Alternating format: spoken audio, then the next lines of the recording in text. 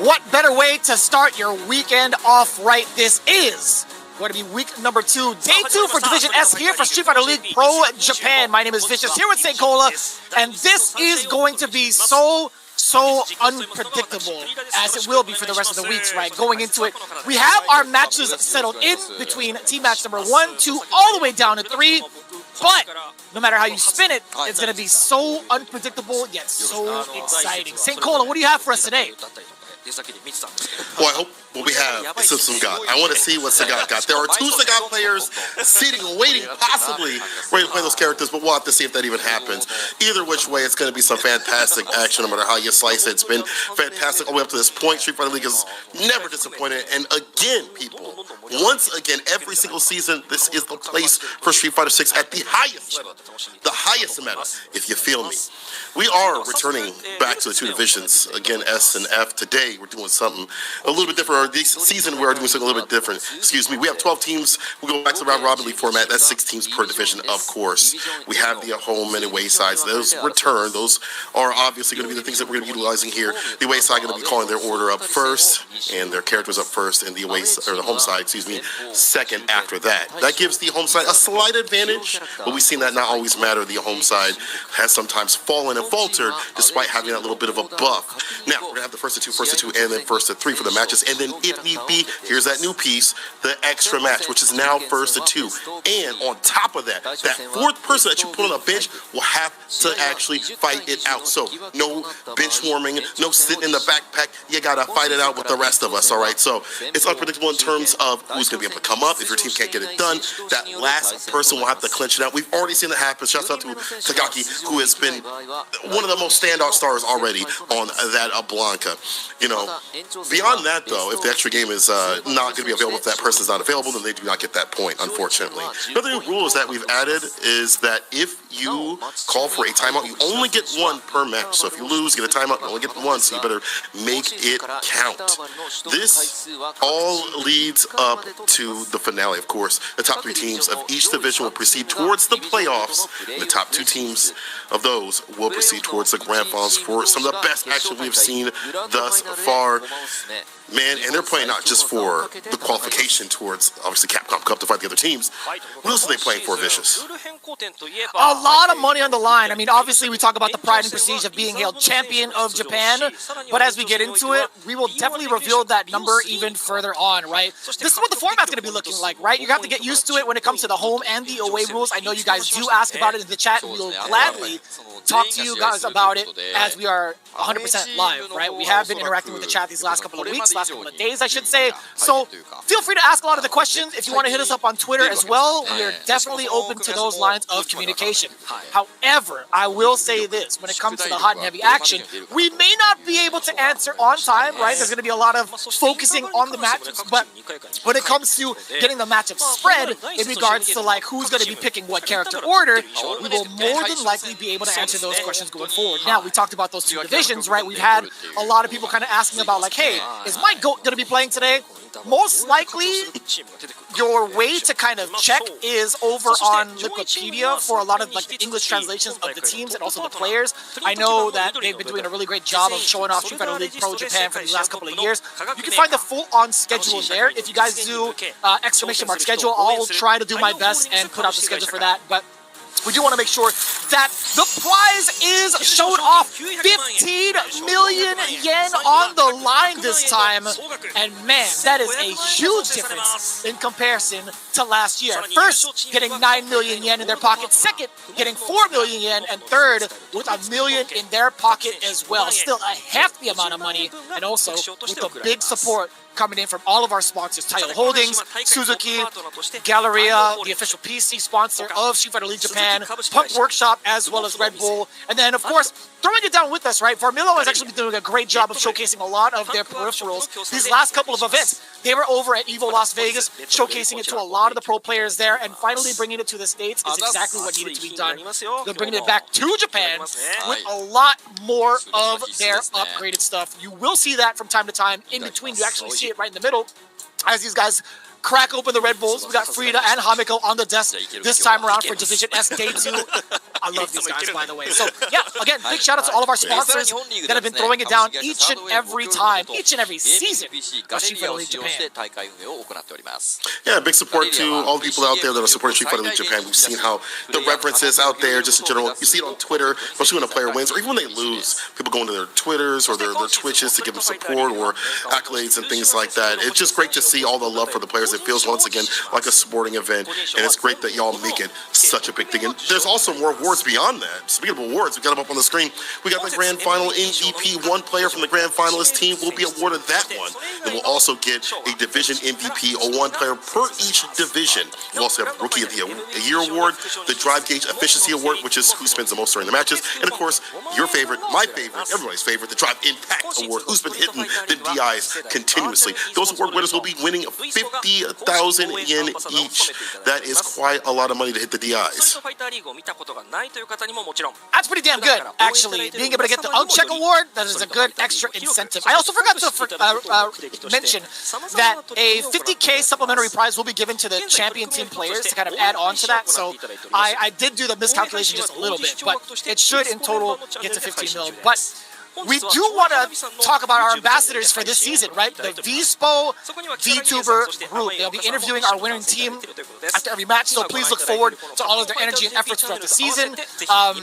We do have most of the time some of the questions coming in from like our hosts or some of our commentators too, but VSPO has actually been doing a great job of also lending their energy towards some of the interviews as well. So big ambassador time. I want to say it's cool to see the VTuber community come out in full support, and as they've pretty much done since the beginning of Street Fighter 6. So really happy to see a lot more people coming over to our side and pretty much spreading the love and awareness of Street Fighter 6. Right? Super nice to see people engaging in the streets, playing fighting games, and seeing why we have so much fun with it. It's not even about like, oh, I'm trying to be the best. It's trying to be like accomplishing like small goals and things like that. If you want to see more of what's going down in the land of Street Fighter, you can check out the official Twitter or X, whatever you want to call it. You can do the hashtag SF. It'll come up actually with the lettering right there. I don't know what that is. I'm not gonna lie to you, but you can actually do that on Twitter, and it'll just pop it up there for you, so you can check out what's going on with the players and things like that. You'll also see some of the artwork that's been going on, which has been ridiculous for some of the players and the characters. So you can see the love that is out there for Street Fighter in land Japan. Now it's all about the battle coming up. We got a lot of good action. Nagoya NTP Oja versus Vitrix Fabu Gaming. It's gonna be the very first match. Fabu Gaming looking a lot better, a lot more informed, a lot more cohesive as a team, but you can say the same for Nagoya NTP Oja, who also has some devious cats on their side of things as well. We're gonna get that team intro real quick here in a second, but man, it's been good to see also the variety of the characters. A lot of Chun-Li too as well on the Vitrix Fabu Gaming side of things, which is a character that I didn't expect to see much of, and I'm glad people are starting to believe back in her, considering he's gotten buffs and they're starting to see the sauce with her, Fujimura especially. Yeah, no doubt, right? I think one of the biggest questions right now is to see how exactly this team is going to pretty much bring themselves together. I'm actually kind of curious to see like how the rest of the matchups go. It's been kind of unpredictable. I feel like CAG Osaka always going to be a solid team. Good 8 squad. They're obviously the reigning champs. Crazy Raccoon and then Saishunkan Sol Kumamoto. It's going to be so unpredictable. But right now, let's focus on the first team up on deck in our very first matchup. It's going to be Nagoya NTP Oja with Mochi starting things off. The Daredevil bounty hunter, no matter what game he's in, he's always going to be on that hunt. Followed by Toyama's talent, Otani, with the Ken play still, by the way, keeping it mad consistent. Hopefully he doesn't have the same fate as yesterday. Seiya coming in on his debut for Street Fighter League Pro Japan with that Chun-Li, the Kung Fu fanatic, and it makes sense. Then, of course, bringing down the hammer, the artist formerly known as Banbaban. It's KB with that My pick. Also, with the Bison, just in case it's needed. But his Mai looking pretty damn good, as we saw it from day one. It better be damn good out here, because you're fighting the Vitrix Fabu Gaming with something to prove. Didn't have the season they had last year. They're coming back in full force. Sako looking way more informed. Found some characters for him. Fujimura found the cheapest with the Chun-Li. And Moke, of course, having the Mai and the combination with the legs off the Chun-Li. And then lastly, Ryukichi having a Ken and a Mai on his side of things, a deadly team that has some similar characters but different styles that you have to get used to. This team is one I'm looking forward to seeing do work out here in Street Fighter League. Let's take a look at them and get their introductions going and flowing. Matrix Fabu Gaming, home side. We're starting it off with the God hard math. He's doing hard time out here. Ryukichi gonna put you in jail. No bail out here with that Ken and that Mai. After that's going to be the hero Sunrise, Moke. As we mentioned, on the Chun-Li and Mai, depending on the matchups that he needs. But I feel like that Chun-Li is just fine. After that is the Grave Maker. He digs the graves for you. It's going to be Fujimura on the Chun-Li. And last but definitely not least, the oldest in the business, but still able to make it happen. The strongest spirit leading the charge for Victory Public Gaming. It's Sakunoko. He's got the Elena and he's got the Aki. This man is a mastery of many characters that you don't typically see. Having the Aki, the Elena, especially the Elena, is not a pick that you get used to. Oh, they're I agree with that. Saku's doing the pose too. Hell yeah, that's what I'm talking about.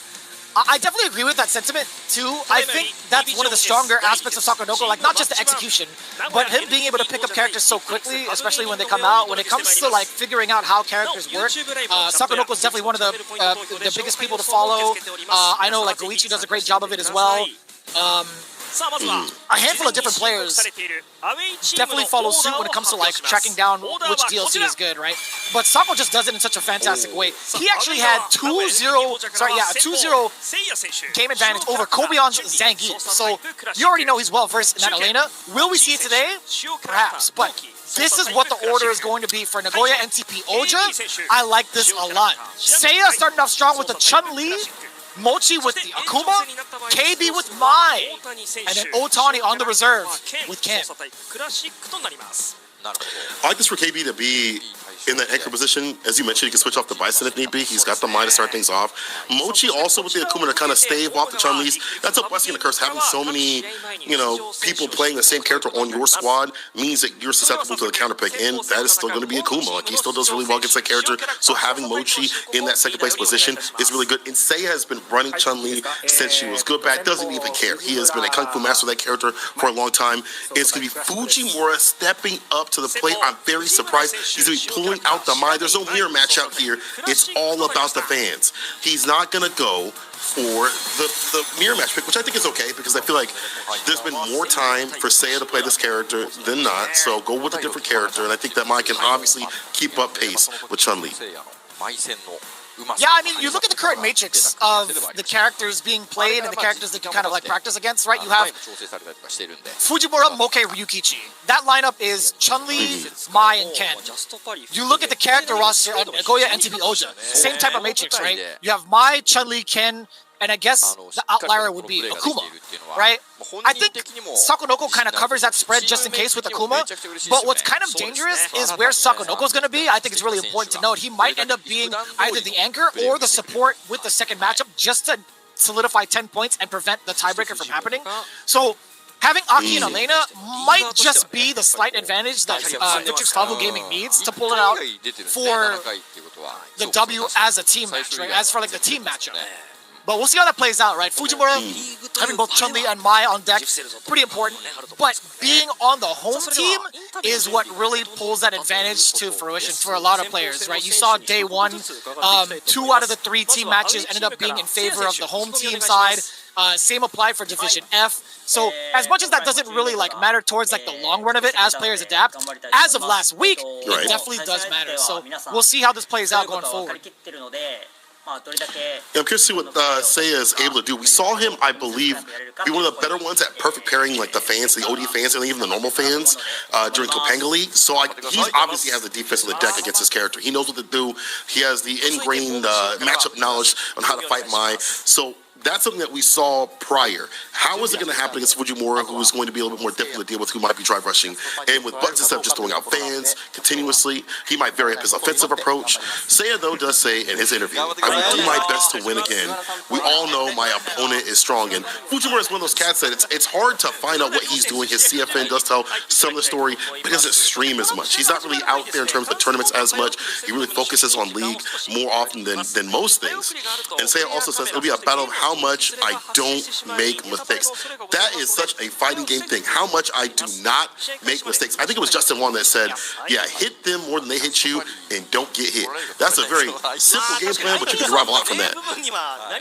That's the typical Justin Wong answer, too. When you ask him for advice, he'll keep it very straightforward. Yeah. I will say, if he is watching this, he has gotten a lot more detail. I got reamed about that over at the Florida house. I will say, his advice has gotten better and better, but you hit the nail on the head, St. Cola. That's pretty much the gist of it. To be a little bit more specific, Fujimura is not going to let a lot of these whiffed normals fly, right? I think he's pretty adamant about getting whiff punishes on deck for a lot of the slower normals. It's really up to Seiya to figure out whether or not to use Fujimura's reactions to his advantage, right? I think Chun-Li's walk speed is very important in this matchup to kind of bait those kind of reactions out.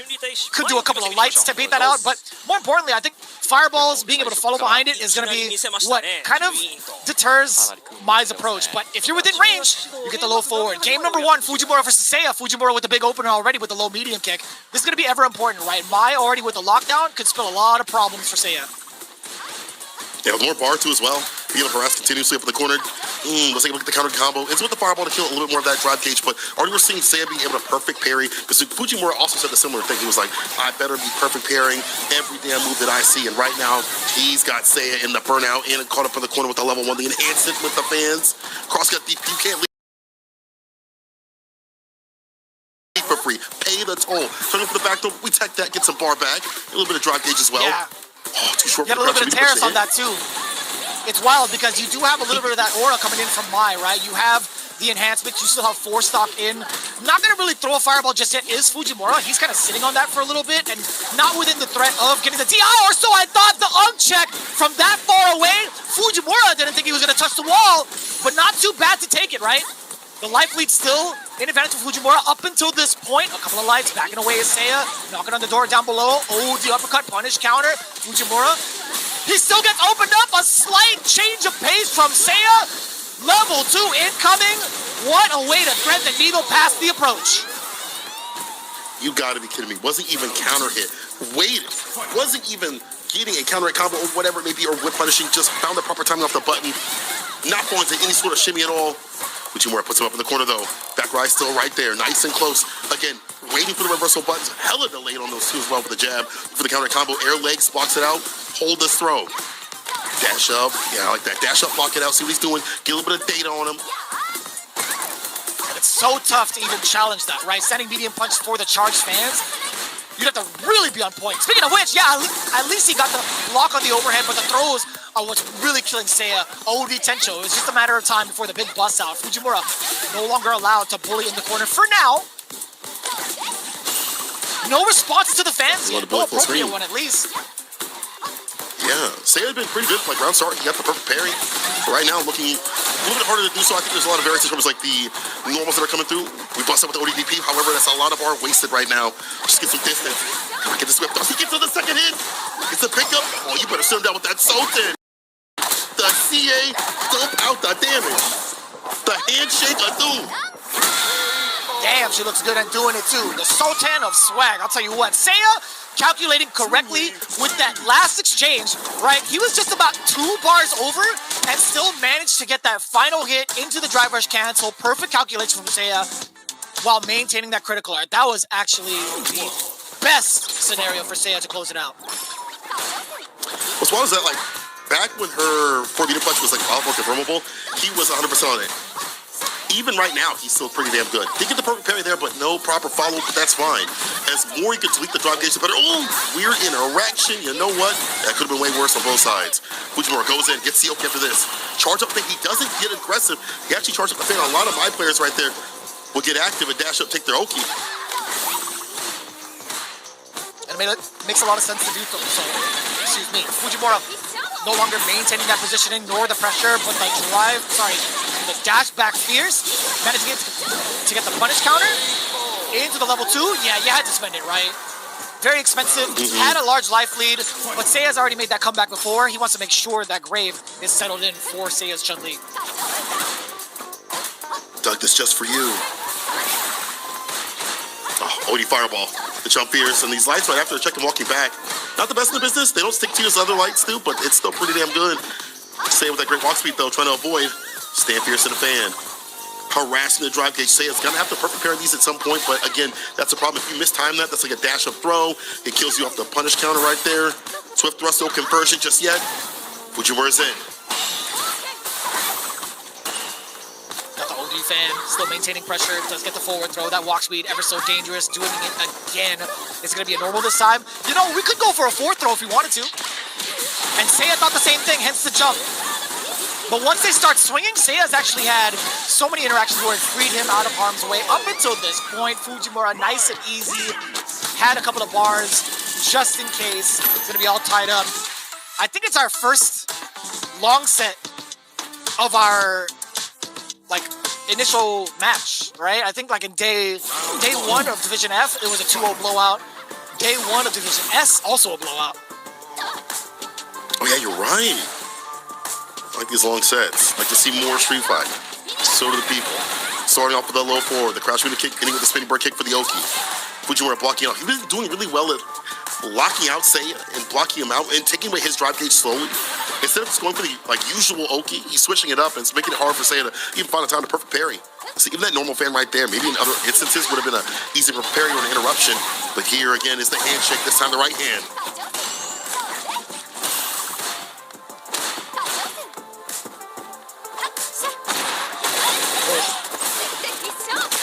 Forward exposure. Overhand as well. It was just a matter of time. Fujimura being threatened within the high-low game. Seiya pulling it out just to make sure he's at match point. Whatever it takes. Stand fierce in the fan. You're willing to just block that out right now, but can't block too much more. Perfect parry. That's the punish you wanted before. Did not give it to the combo. Still will get this ball with the punish counter. Oki time. Reversal jabs. He blocks out. Maybe thinking that Fujimura was going to bust out. He's going to let a green gauge. Would have made sense. Just low to open him up, though. Take him towards the corner. Counter it combo on the wake up. Man's pressing buttons.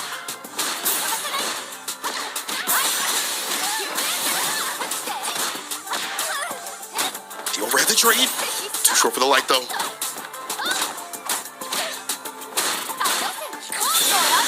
Way more right there. Look at the hit. It's done. Son. Beautifully done. That's actually mad cool. Being able to just get the rest of that animation in that fashion. Even Fujimura's laughing about it. He's like, damn, I guess I'm just going to get this conversion, right?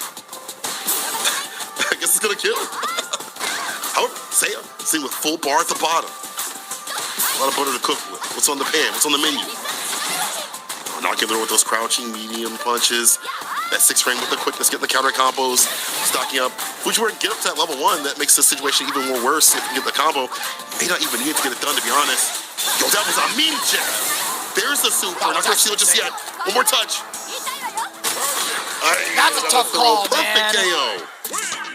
What else are you supposed to do after that, right? The knockdown, you get the frame kill. He's point blank. He's got full health. I feel that just tips the scales in favor of taking the risk. And Fujimura always one to kind of stray away from that and force the error. That was really well played. It's just one of those things, it's a roll of the dice, right? If Fujimura continuously, rolls you over as you're trying to high roll, it's such a tough spot to be in. Yeah. House always wins when it comes to Fujimura. And he is so good at being effective with the character. It's more than just, he knows what's cheap about the character and all that good stuff. He was playing a really good containment game against Seiya and switching it up so Seiya couldn't go for those perfect parries. I'm sure Seiya, as we saw, was able to perfect parry a lot. And you don't even have to engage with this character's normals. Chun-Li has had some of the best in the business for years upon years in Capcom games.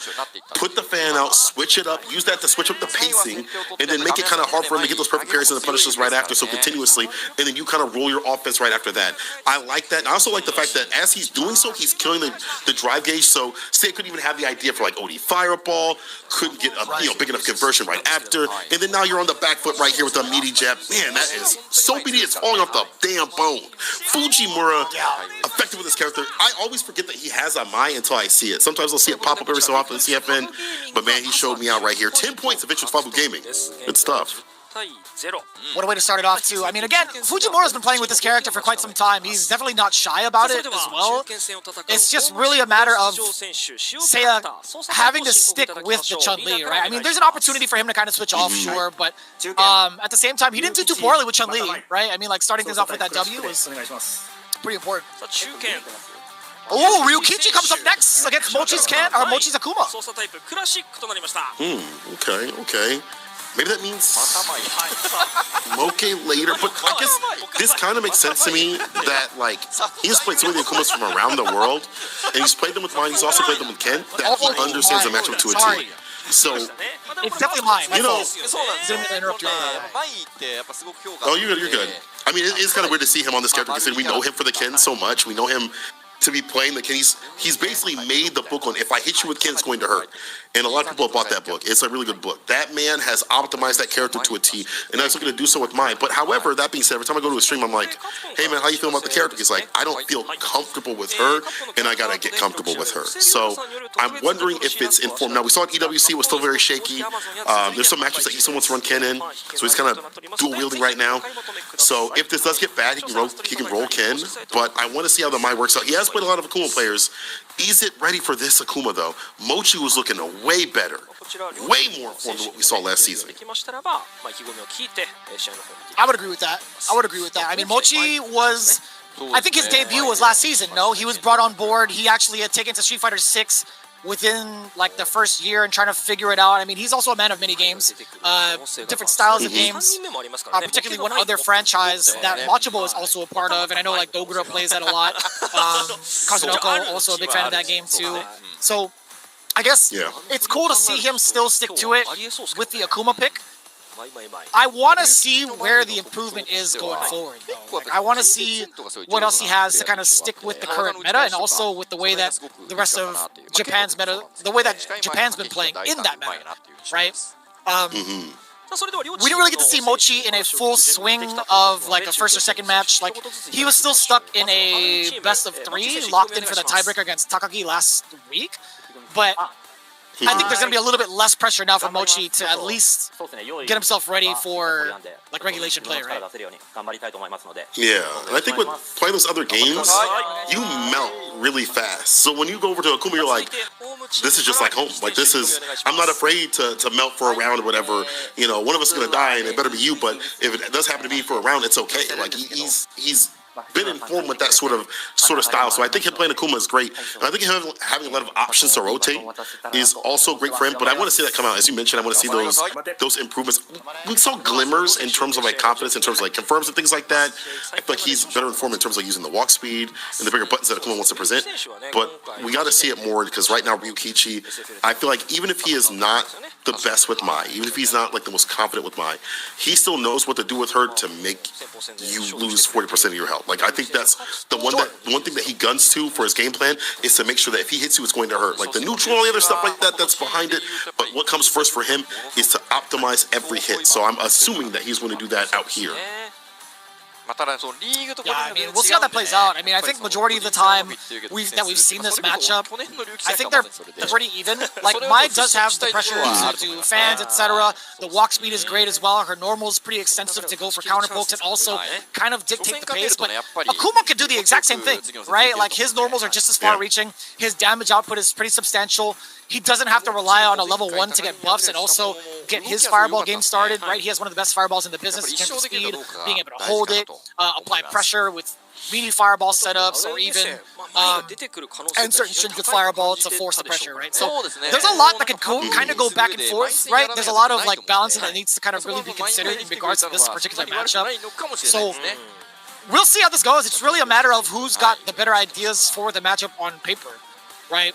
Akuma Yeah. can get by a lot of the things that Mai does present. Mai can dish out the damage against a 9k health character pretty easily. So this is easily one of those moments where it's who gets the knockdown first and who maintains that knockdown. One thing I do like for Akuma in this matchup is like light demon flip can easily bait out a DP. So if you're not ready, if you're not using the proper timing to walk speed, you're going to get got. Like that's going to be easy whip. However, as you mentioned, like that damage that she can output is even more enhanced now against Akuma. So up in the corner, like you have to be even more on point with your defense. Like I have to keep bar for ODDP or OD Fireball if I need some space with this place.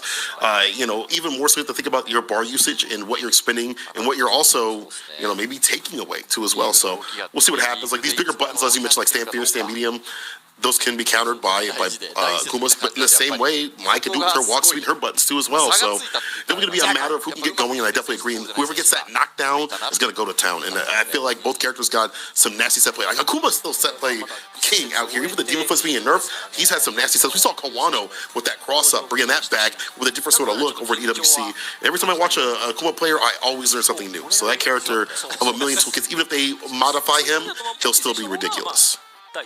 Yeah, I mean, that's exactly what I was saying earlier between the two, right? Like, who's going to get started, who's going to maintain the knockdowns. But you do bring up a valid point in regards to the set play. I think both are just as deadly in their own right with the kind of set play that they have. It's going to be interesting to lay that down because you could also consider who's going to be taking, like, big risks with, like, reads with OD uppercuts, reads with level 1s. Funny enough, I think reversals with level 1 with Mai gives you a lot more mileage in comparison to Akuma. Right? Like, Mai gets a whole different type of game plan going once she has the install, the damage output is there. It's like, you gotta think about it. Like, would you rather do an ODDP? It is faster, sure, but if you're gonna, like, try to catch somebody committing to a longer normal, it's like, why not risk that extra frame? Right? Like, actually, no. ODDP is 6 frames regardless. And then level 1 with Mai is also 6 frames. So, it's like the lesser of two evils, right? Would you rather take the advantage? You're going to get punished anyway if it's blocked, right? Like, why not do level 1? Granted, it's a different type of resource material. I understand that. But, like, look at how much more you get off of a Mai level 1. You know what? You're right about that. Ryukichi definitely not the type to shy away from his reversals. So I feel like you're right. Hit the level 1, get your resources going, then you can fight the fireballs even better. And then it's like less, you have to expend for like OD gauge and you have more of an advantage. So I think that might be a thing that Ryukichi should be doing, or even my players in general should be doing. I agree with that. But it's also going to be like, who's going to be expending the resources better? And I also feel like if you're Mai, the typical Mai that you fight on CFN or whatever is going to be doing OD fan or whatever, they're close to burnout, and then from there you win. Usually speaking, the baseline to fight Mai is to take away her resources, so she can't just throw out the OD fans, and that's half the battle won. But the best Mai players out here are saving the resources, like Xiaohai, for example. He'll drive rush jab instead of OD fan. He'll initiate with other buttons to build his bar up before he starts doing the OD fan. We just saw our other Mai player that just came up recently, not just throw those out continuously. He'd throw out even normal fan too as well. It's going to be a question of how much is going to be expended right here from the side of the Mai player. If Ryukichi has that game plan, if he's too antsy to throw an OD fan, and if we can see perfect parries, and honestly, Akuma's one of the best to punish those. If he gets a perfect parry, it's an easy TP. He doesn't even need OD to punish it. He can also go for form fierce or stand fierce in some cases, and drive rush right after and avoid. Like, so he's got many ways to punish. That's why I think this character definitely goes even with Mai. Like, if you're trying to fight Mai out here, Akuma's not a bad pick, to be honest. It's not at all. Again, that's why I think it goes like relatively even. I think the big advantage that Akuma players can have is utilizing Demon Raid against a potential fan, right? Like, if you call an OD fan correctly with Demon Raid and you punish counter it, that is huge. On the offhand too, it's like if you don't want to experience any sort of fan mix-up, Akuma has the best deterrent for that, right? He could just do OD Fireball himself and get rid of it if it's not like powered up too, right? So like, if you're trying to be that risk averse and not really trying to do like a Demon Raid like that, I think going bar for bar to eliminate the threat of OD Fan is just fine. And then you reset the situation, right? Then you get to throw more fireballs against Mai. But we'll see how that goes. Ryukichi throwing up some of the fans. This is going to be the introductory phase, right? Who's going to break first? Already expensive start for Ryukichi. Didn't get a lot out of it just yet. He did get a low forward fan just to establish the pace. And yeah, jump air fireball, another big opportunity, but the Demon Raid does get blown up. The Ryukichi took the proper space to be able to anti-air that. The turn, perfect parry, drive pushing in, finds a conversion with the counter hit, pressing buttons, backs off, stand fierce to the fan, no conversion right after that, just wanted to harass the drive gauge, the air jump fierce, nice and close with that back heavy kick to hit, and all the fans coming through, OD fan, brother, the trades, it's all working out for Ryukichi. Just level 1 on the side of Mochi, but yeah, he's not going to expend it right now, it's going to be a DI to death. First was Ryukichi. Very easy call. Very easy call up from the side of Ryukichi, right? Spinning the fans while having Mochi in burnout, forcing the mix, forcing him to block, and also take that chip is so significant. Punish counter!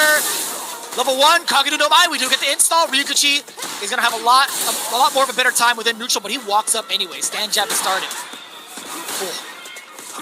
No fierce conversion. That's going to have the target combo at the very least. No bar expended. TK Fireball definitely keeping out Ryukichi with the various with the Demon Flip, as we mentioned, the light one as well. Trying to walk him down, charge up, switch it up on him. Now we drive fresh in, become the Fireball. But now we're back, throwing up in the corner. He gets a punish, the side switch. You know what? We'll take that out of the corner. What do you do about this, right? Ryukichi willing to play it lame. Slowly building up that bar. Does have the 3-bar threshold, by the way. A single hit confirmed actually spells Mochi's demise. Could be off of the low medium kick. Could be off of the whip punish. You tried to do what now against that? That was way off the mark. I done told you. Demon Flip, like addition, is going to avoid that DP. Gotta finish the job. Though on the other side again, try pushing to side switch, gets a stand fierce. In the super to seal that this Ryukichi is active. This guy is active. How amazing has he been? That's not once, but twice it's happened to avoid the demon rate. If you cannot find the proper time to anti-air, drive rush underneath. Ryukichi, he got some ideas.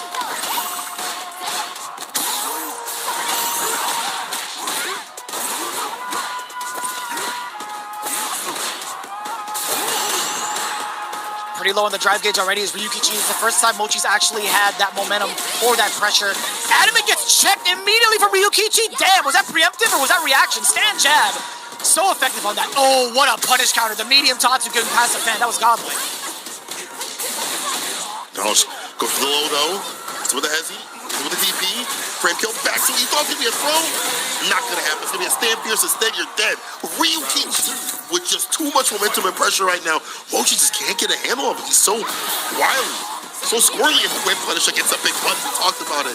Ryukichi ready for it. He's seen what that button can do. Neutral jump, just in case the throw's going to come through. We'll still get the counter hit. Kage no Mai. Look at the pressure too, just coming from this. Ryukichi just has such a significant life lead. Mochi is just so under pressure, right? Ryukichi has not let off the gas, and Mochi has not really done anything to put a speed bump in front of him. Yep, you can't demon flip. There's no shot. A couple of things to keep aware of, right? Like Ryukichi having the enhancements, having the Kageru no Mai aura, allows you to just sit back and wait, right? It forces you to sit back and wait. You can't throw a fireball anymore.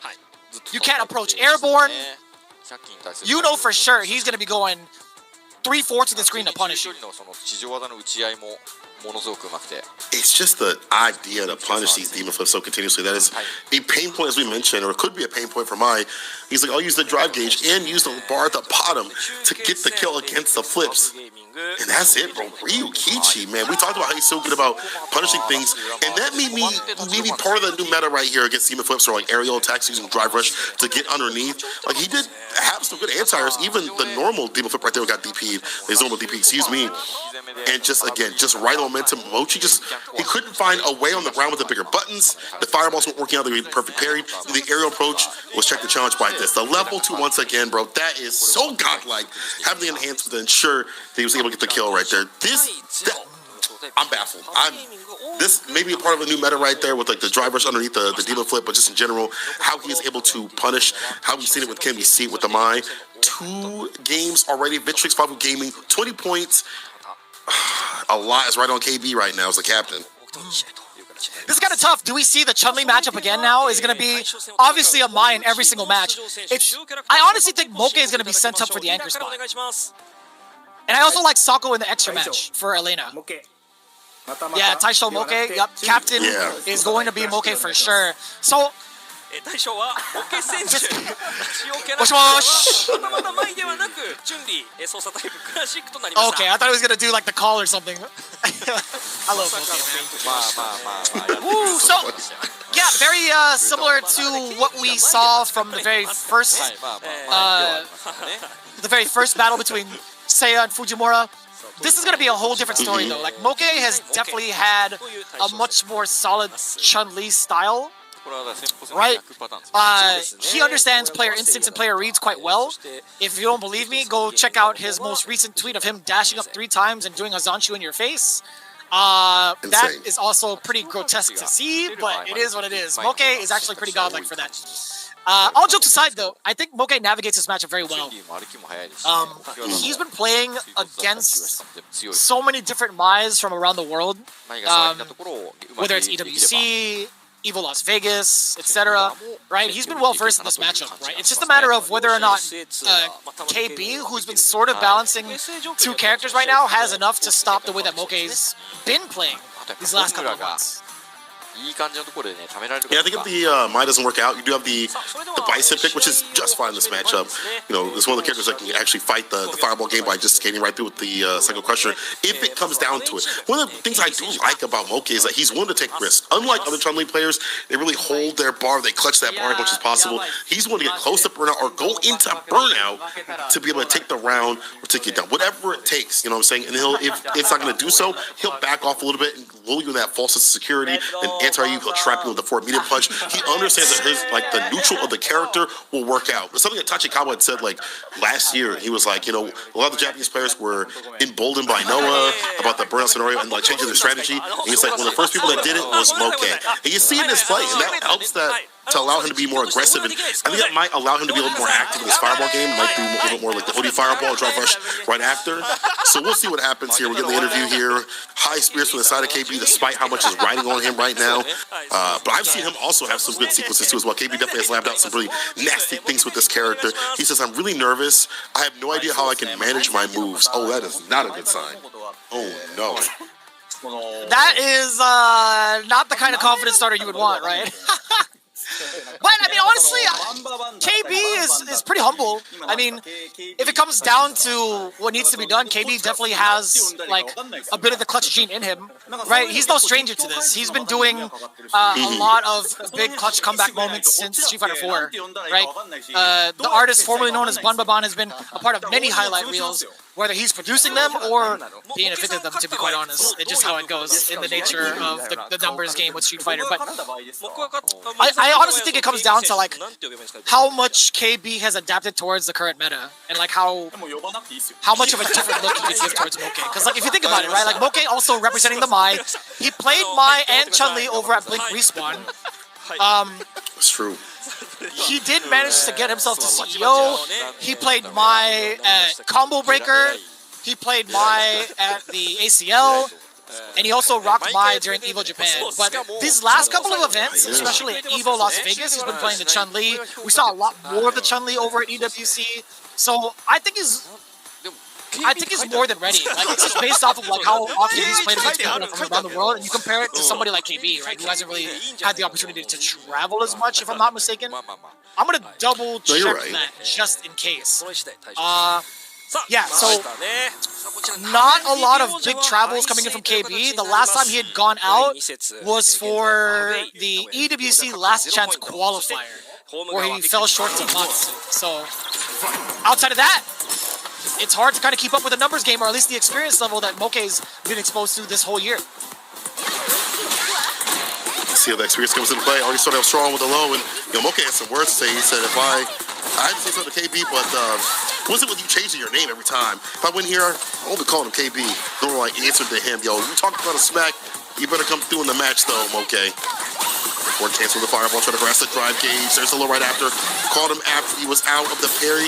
Towards the corner we go. Or so we thought. He brought up the low. Hit the ODVP. He knew what defensive option was going to be played right there. KB very smart with it. I like that check to drive rush, catching the neutral jump. KB a little bit dry on the drive gauge right now, so he's not going to opt for any sort of like big single hit confirms. He wanted to try to play pussies for just a little bit, but Moke now charging him down. Yeah, no confirm off the low medium kick because of the fact that he was still a little bit dry. Didn't want to put himself into burnout.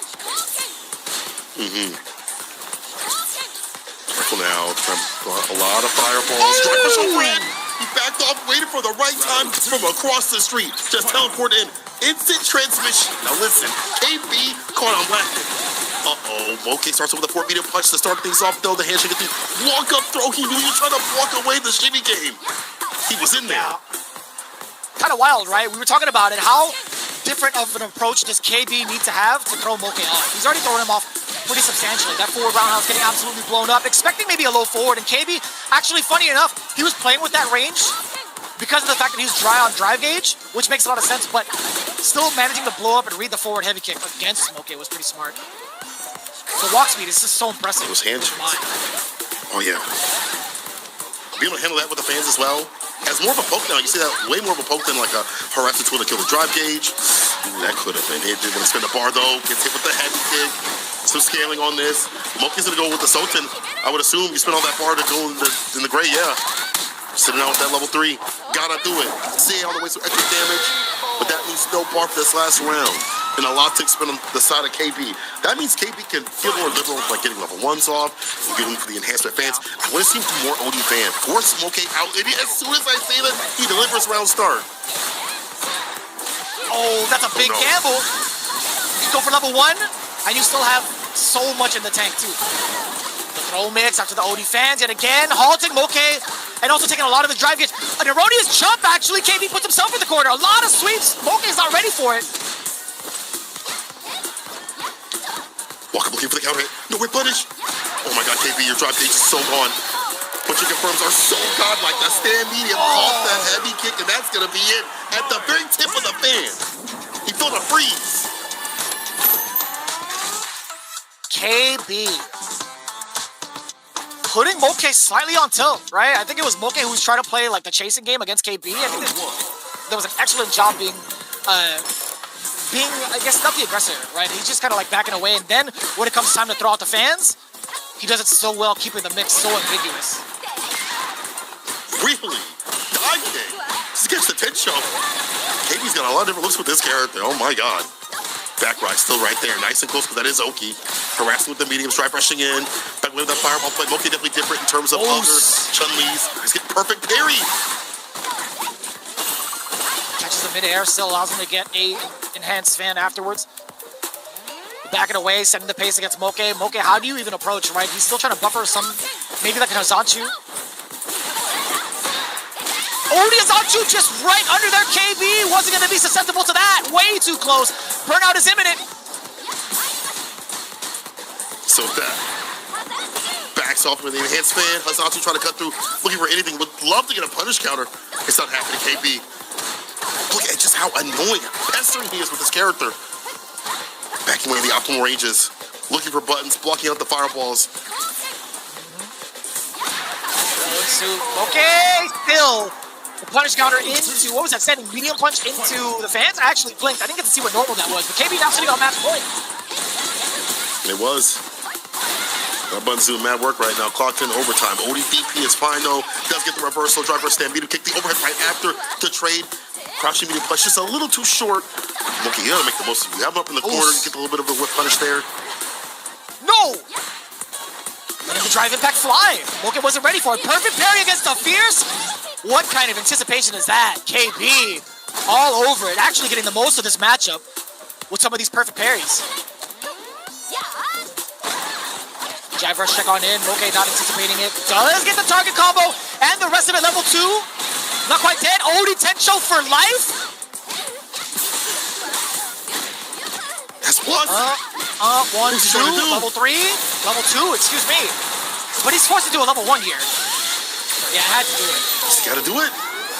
Yeah, I mean, it builds up a little bit of that gauge, too, to do it in that fashion. Like, you know it's gonna kill, right? So you do the rest of that ender, get that Fierce attack on a little bit of extra meter. It makes sense to do it. I misspoke earlier. KB is not on match point. My mistake. It is 3 out of 5. It is the anchor match after all. Level 1, Kagane no Mai. Big game changer. Perfect parry and the punish right after. Take him towards the corner. Positional advantage. We're out of there. Out of there, too. Able to catch the recovery. Yeah, couldn't spin the drive cage, man. He couldn't go to the drive rush overhead. nothing doing. Oh, it's a pretty big handshake confirmed. Now Moke coming on in, tried to trick KB, but that stand jab actually interrupted that midway jump. Kaguru no Mai yet again, start off with the fan. You can't use that! Hazanchu is not going to be fast enough upon landing. KB with the spacing trap to get 2-0 lead over Moke. Switching up with the enhancements, man. Understanding the risk reward. Honestly, just being like, listen, I know it's going to recover in time. It's going to be a bait. This dude, I'm going to say something real, is making my look super fun. The way that he is being so lame and annoying and poking at proper distances, backdashing, throwing fans, reminiscent a little bit of Christian, but a little bit more aggression. What KB does, he's like, you played mice around the world, but you ain't played my mind. You ain't played my mind out here. Yeah. It's a different look, man. It's a different look. I think it was a slight miscalculation from Moke, right? Like, if you think about what happens with the fireballs coming in from Mai, it not only changes the frame data of it, but it also changes the recovery, right? Like, you're going from, 32 frames of recovery into 29, so Moke thought to himself, okay, I've seen this situation before. Look, you can see him, he's perplexed, right? He's like, was I able to Hazanchu there to stuff out the fireball? Most likely not, right? You're getting those 3 extra frames back in recovery, so those 3 frames were everything for KB to get that spacing trap down. The fact that he was so ready, or KB in general was so ready to line that up for success and ODDP that's how you know he was definitely on point with that and he meant to do that. Having the ODDP as a reversal on reaction against Hazanchu, that was something he's been set up before. And if you watch KB on his streams or just watch his CFN, he's got certain sequences that he does to either take away your drive gauge to set himself up for success for whip punishing, things like that. He is very well structured in terms of his game plan. So like, he's been like that in other games. You see it out here for Street Fighter, and the way that he's playing this character is such a different look that, you know, other people might think, well, my players just throw out fans and they just drive rush or whatever. You can definitely see there are different tendencies in terms of his rhythm, how he's throwing out buttons, what buttons he's throwing out the fans. He's going for perfect parries after certain buttons too as well. It's throwing Moke off guard, and Moke is like, I can't get in against this character. I have to walk speed. I'm close enough to drive rush up. I can dash up, but I'm not getting in. I'm not getting a lot of reward. And again, by the time that you get in, you ain't got no drive gauge to your name to make it count. Chun-Li's a thirsty girl. She wants a little bit more drive gauge than other characters for her damage. Not able to expend too much as Moke. There was a moment where you saw the dive kick whiff completely. Couldn't drive rush up because he'd be damn near towards the death door in terms of burnout. So KB, he's doing a good job of eliminating all the factors and finds himself on game point right now. This guy is the B-side for beatdown right now. I'm sorry, Moke. It's looking bad. Get too much smack. Do we see the Mai mirror match? If you're... Oh, no, it's going to be Chun-Li. Okay. The timeout was taken from the side of Moke. I'm thinking about it, too. Like, if you have to maintain your charge for Fireball, you lose out on KB kind of, like, closing on you a little bit with that walk speed, right? So Moke is forced to, like, move on forward and stay within range so that the Fireballs don't get started. Like, OD Fireballs don't get started from KB, right? Tensho is so hard to catch the flying squirrel dive bomb. Honestly, that's actually kind of rough. OD fan. And the walk back against Moke does get blown up. Again, backing away to get that drive gauge back up. Moke trying to get the chase down. And you see him just ducking every so often. I try to get opened up for the crouching light kick. Crouching kick off his drive rush. Very flooded with a 4-meter punch that has a hurt box on it. Damn, how many crouching medium punches? This guy took turn after turn after turn. Are you kidding me? This guy did 3 crouching medium punches. Those bad boys are -3. He just threw it out every single time. Is it tilt? Is it the hope that there's a parry in the way? Level 1 still what was that? trying to go for at least I think maybe an overhead. Going for the stand switch. I think it might have been overhead. Whatever they got clipped. It was. KB with it nicely. It was the overhang. Oh.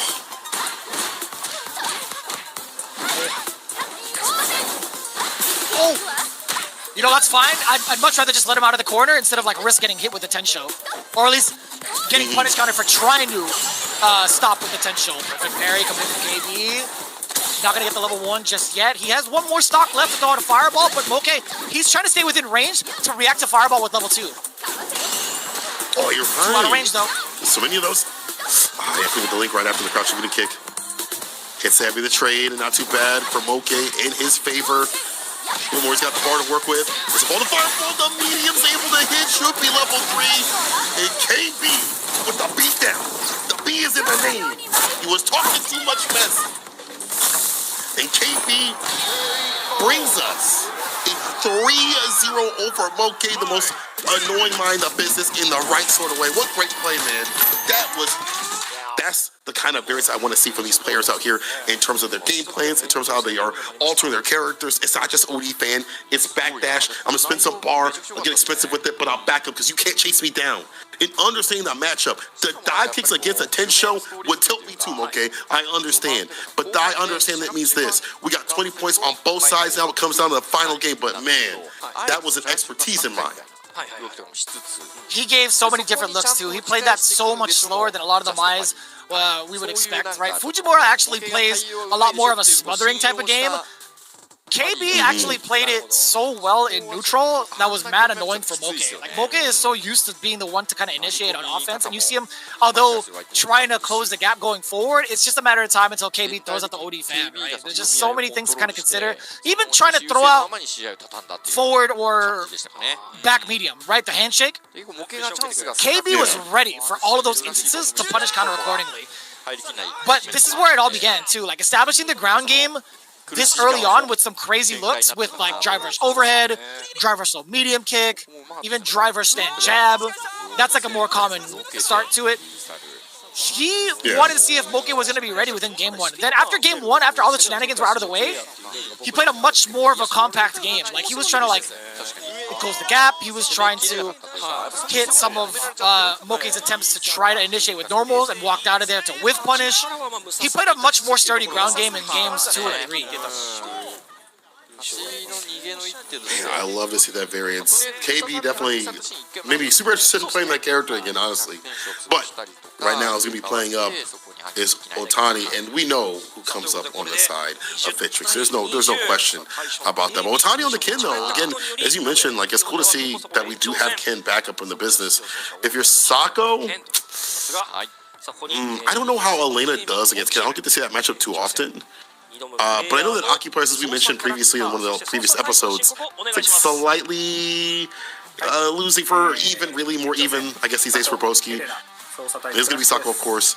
So it's a matter of what is he going to pull out? Is he going to go for the Aki, or will he show something different with the Elena? Like, how much practice do you get to get against like a good Elena? You got Dokura, and you got Sako. And you really only got those handful, Okusaku, and there's like, that's it.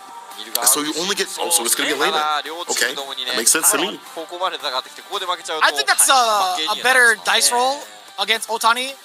I think having the presence of mind to throw out a character that's still relatively fresh for a lot of people that aren't familiar with the character is a pretty big deal. In comparison to Aki, right? A lot of people have had Aki on their radar, at least in the realm of Japan, because of guys like Hikaru, right? Hikaru has been like the #1 like Aki player in Japan for quite some time, so everybody's trying to get like a piece of him. You saw how impactful he was over not only just Capcom Cup, but also in the previous seasons of Street Fighter League, from his debut up until Season 2 as well. So I think going with the dice roll of Elena makes a lot more sense against Otani. If it was anybody else, I'd be kind of weary. But if it's Sakonoko, having that Elena, I feel a little bit more of Otani being at risk, right? Yeah. I mean, if he hits, who's going to hurt? I mean, this man is a god of execution, a god of optimization, and I feel like with Elena, you need those hit confirms to be on point, especially to recognize if they're standing, so you know if your hits are landing right after or not. Just in general, be able to hit that same medium, and sometimes the crouching medium kick as well.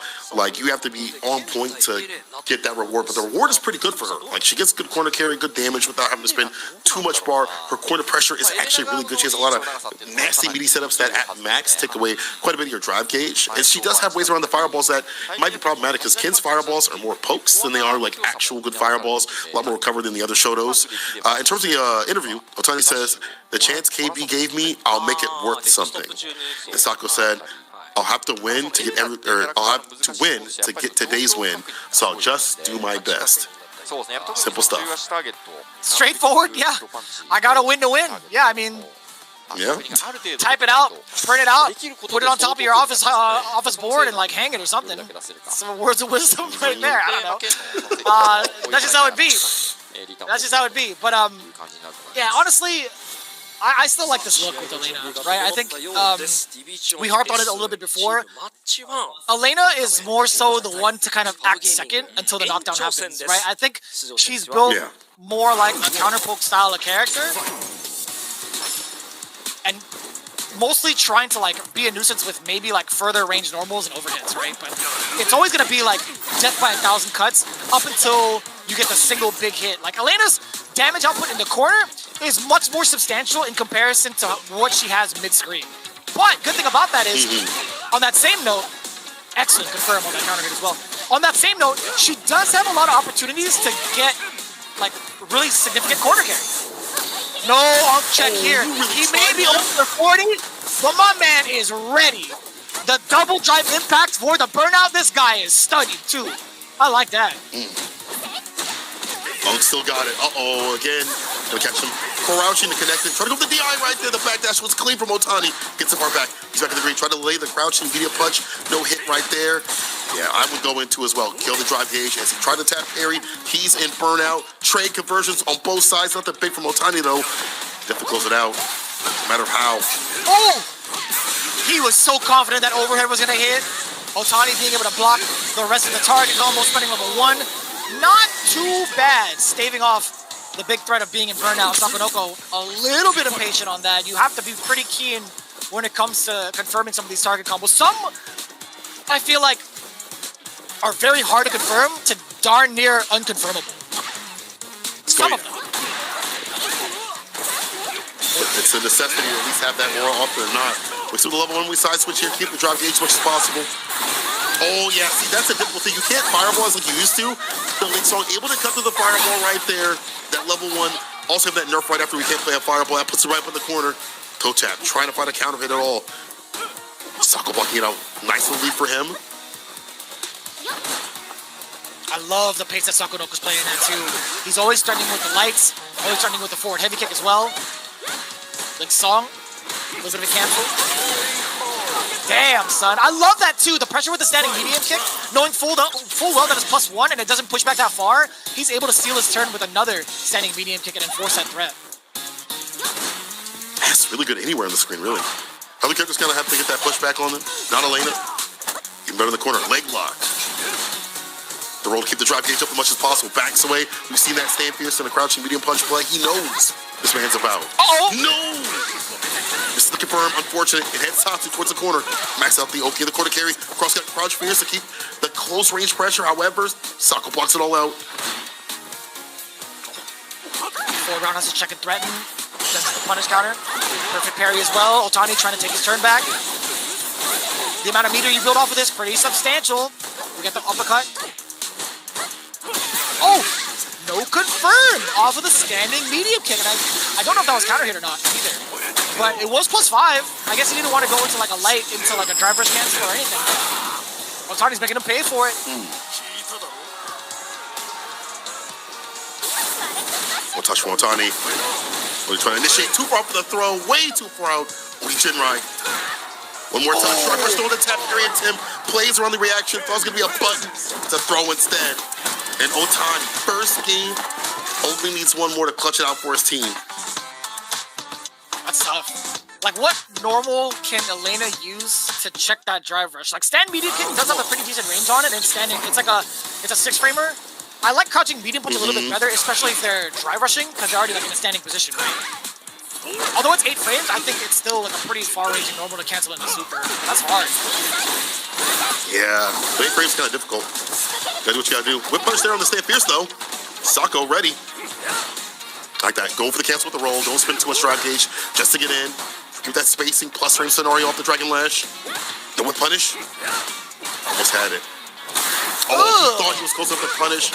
And the toe kick. Oh, there it is. Yeah, just median up. Check is there. He's at least 50% on that. Oh, the uppercut. You already know it.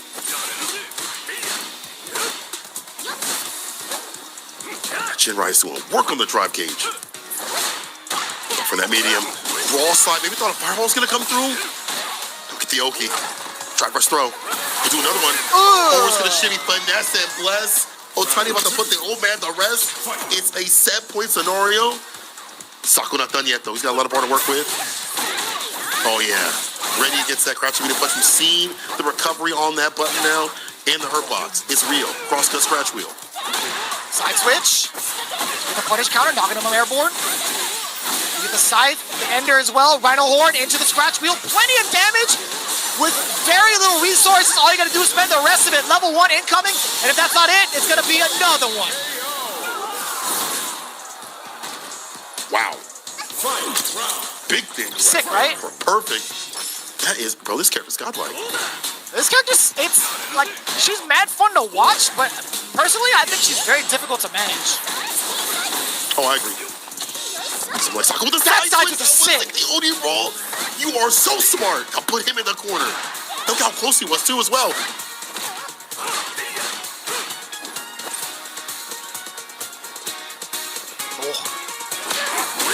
So scary. Cutting media punch confirmed from Otani. Running to the DP. Nice work. Knocking on the door. Does get the tech throw. One more sequence for Otani, especially after this throw. Kills it. That's the opener though. Do a lot of things. Otani has a lot of border work with. Can drive rush throw. When you fire up if he wants to. Drive rush stay fierce. So many options. He'll go for the low four. The typical kid stuff to get the win. Shibujirai for the kill. Otani with the pop off. Keep him caught up in the corner. It's been jail no bail. This guy with the kin is something excellent. Well done. That is tough. Very, very tough. Nagoya NTP Oja securing 5 games straight, by the way. KB with the full sweep, Otani with the full sweep, and redemption from how he performed yesterday, or sorry, last week. Looking at 30 points. Not bad, though, for Victrix Fabu Gaming, right? It did go down to the tiebreaker after all. You're looking at 30-20, so either way you spin it, like, Victrix Fabu Gaming still walking away with a decent amount of points. Overall getting 30. Pretty much just under Nagoya NTP Oja's overall performances with 40 points on the board now. Not bad. I mean, last season they were getting washed, like a lot. Would walk away with no points to their name. When they were getting farmed a lot. You see them a lot better off, and honestly, down to a few decisions. I think that if this Elena gets a little bit stronger, I feel like it's going to be like a more of a threat. But Otani's been playing this character for God knows how long. He knows how to keep the pressure up in the corner. He's going to keep his drive gauge up. You see right there, the shit with the crouch, going to kick in the OD fireball. Things like that are more cohesive than what Sakura has right now. In a couple weeks, in a month, it's going to be something different, of course. But you saw Sakura going for some risky stuff. We saw him go for like slides and things like that. But Otani kept it pretty damn defensive, pretty tight though. Great match, but again, it's Nagoya NTP Oja, taking it 30-20. Victrix Fabu Gaming is walking away with 20 points in their pocket, so it's not too bad from them. It's a lot they can work from in terms of their character choices, what they can do. Moke, however, he might have a my problem, or maybe it's just a KB problem. We'll see if we get that run back a lot later on in the season, second part of the season. But big win here for Nagoya. I actually want to check out the record overall for Moke, if it actually is a my problem. Because, like, there were moments where he switched off to my to try to get W's, but it just hasn't really been in the cards for him. Like, he's ended up in pretty high placements lately around the world. But honestly, I would have loved to see the My Mirror match play out, at least for one of those matches, especially when you're in the anchor spot and you have that many games to play it. I would have loved to see that at least exercise once. But this is what it was, man. Victrix Fabu Gaming, they were mad strong. They were actually, like, speculated to take a pretty significant W today. You saw Fujimura take the W, Ryukichi pulling out the Mai, taking the W. KB, the one staving off the full sweep, was mad clutch. Like, against Moke especially, right? We preface it with how often Moke has traveled lately and faced off against a bunch of other Mai's. It didn't mean jack squat to KB. Man. Yeah, unfortunately, say a little bit upset. Said overall wasn't a bad move, but I couldn't read, what he was doing enough. Fujimura definitely, as we mentioned, as you mentioned especially, more of that smothering type of mind, could not get going. Also, if chat is correct, Moke is 2-6 right now in terms of fighting minds, and I think that's overall. Jelly is one of the people that does a lot in terms of like the stats, so I don't trust that. In general. So he's currently 2-6 in overall record. He fought against Machibo last week in the anchor spot, remember? Machibo's Ryu. Oh, you're right. Overall 2-6. Well, that's something. Kind of a rough spot. It's really rough. Only beginning of the season, though. Let it happen now rather than later. We always talk about that. But, back on business here. Mochi said, unfortunately, I lost, but my team was strong enough to lead me today. I'll be the one to lead the next episode. So already sounds like he wants to come up to the front full force. First match right there. So whatever team he has to fight, we'll find out real soon. He's going to have to know that guy's coming up. He doesn't care. And with Akuma, there's not many counter picks you can really do on paper. You're not really like, well, I'll counter pick this character or use him to counter pick Akuma. Like, it doesn't really happen like that with that character. So KB also says it was all about defending the drive rush overhead. Watching out for the overhead from the side of Mochi, which we didn't really see. We didn't really see that as an initiation. Maybe we saw one cancel into it, and they got up with the level 1. And that was really it. So I like that. Don't let him get going. Don't let him overhead yet. Very smart stuff. I won't get hit with those anymore. I like that. Yeah, he defended it well. Said no more. There was definitely one that was like trying to be thrown out by Moke, and then you didn't see it as often. You didn't even see the attempts of going into Serenity Stance into overhead. Like, there was one in an awkward moment where the level 1 was unleashed by KB, and he was already committed to the Serenity Stance overhead. So that was another instance. But yeah, I think KB staved off the threat of overhead pretty darn well throughout the entirety of like that set. But yeah, they're going to be facing off against Crazy Raccoon from the home squad too. So I think, if I'm not mistaken, yeah, Oja, that'll be their first time playing in the home position. That's going to be happening September 19th because we also have UFA in between. So there's going to be a little bit of a break, at least within the regulation season. Otani, I feel like, doesn't really feel too excited about his W. He's like, I did my best. I did my best. I don't know. Like, that's pretty much essentially what the interview was from the side of Otani. And he did. I mean, no matter how you spin it, a win's a win. You got the points necessary for your team, and you should be happy and proud about that. So nice from Otani. Good recovery from how he performed last week. Yeah. He did back up a little bit and say, I'm pretty happy with the win. Last season, we couldn't go with the flow after the first win, so we'd like to do that this year. So they're trying to ride that momentum. But as you mentioned, like, for him to take this game when your team is riding for you to get the last couple of points to clutch it out so you can take the lead up on the leaderboards, it's a good weight. So it's like a nice relief off his shoulders. And I'm glad to see him on the Ken. If I'm being so real, it's good to see the Ken back in business for some of these players up here. We've seen people switch around. I've seen him test Terry, but he's a Ken main through and through. So it's cool to see him collect these W's with the character he's been playing for or with a long time and showcase that Ken can still cook. I'm sorry, Phenom, but your character, or the character you used to play, is still really good. KB says, next up, as you mentioned, Crazy Raccoon for the home side. It's our first home side, so we will do our best to win. We'll see how that plays out. I mean, so far, this is the first time the home team, the second time the home team has actually failed to secure the W in back-to-back weeks. When you saw the opener from day 1, it was Victrix Favu Gaming. Again, by the way, they were the openers from last week, and they failed to secure it in a much worse fashion, right? Not to kind of like dampen their kind of rain on their parade even more so or add salt to the wound. They lost to Saijun Kansou Kumamoto 30-10 despite being on the home side. So there might be a theme. There might be a little bit of a theme here, at least for the opener. The other two teams that progressed afterwards did not have that same type of fate, right? Like, second match, it was the home team that got it. It was CAG Osaka. Third match, it was Crazy Raccoon. Heck, you could say the same exact thing for Division F.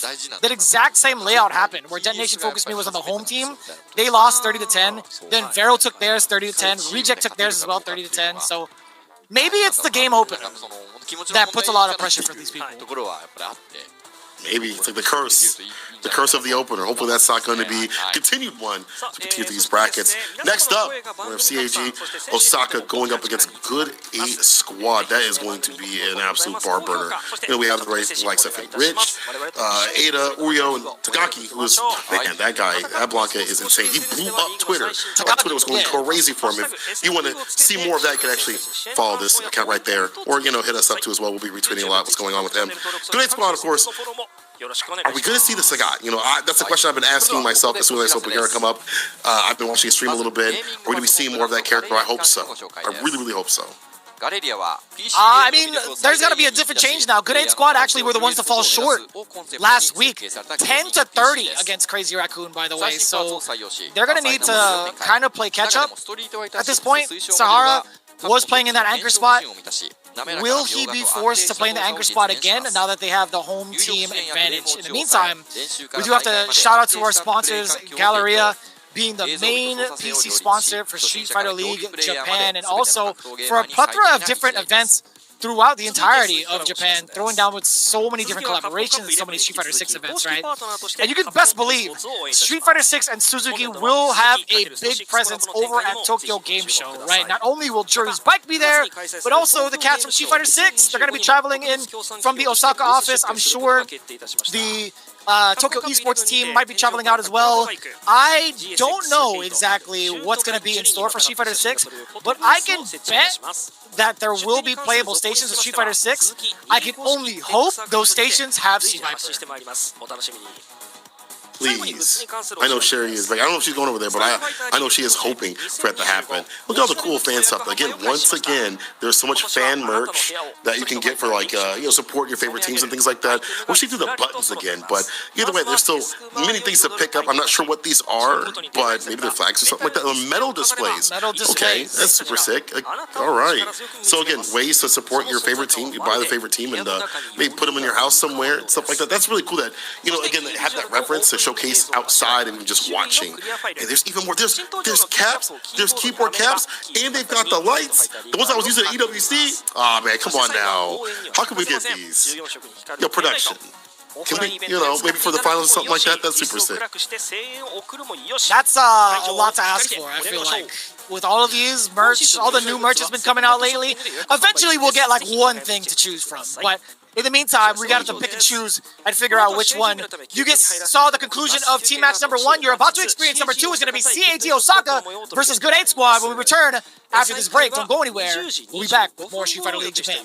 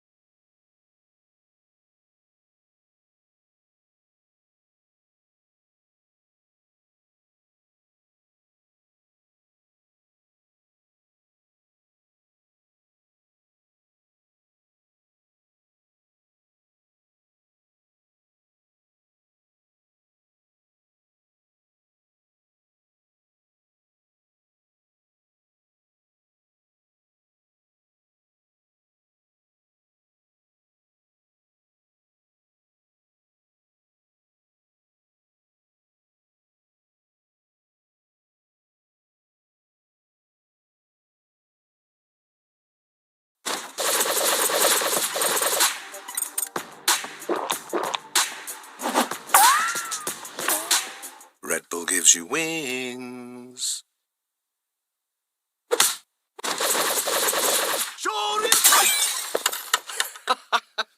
Red Bull gives you wings.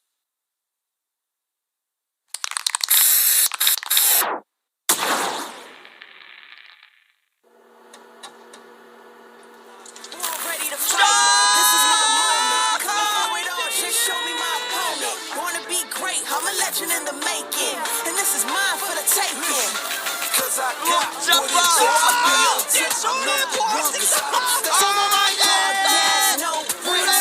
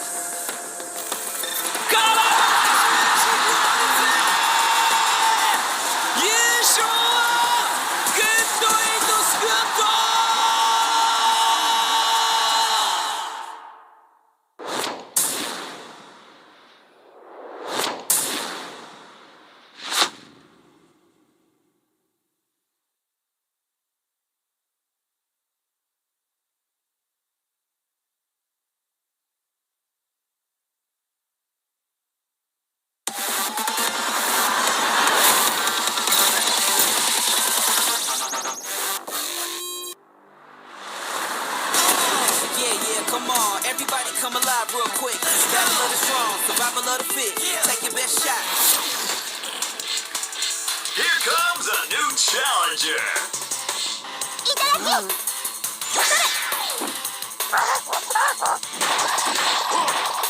やる気あんのか？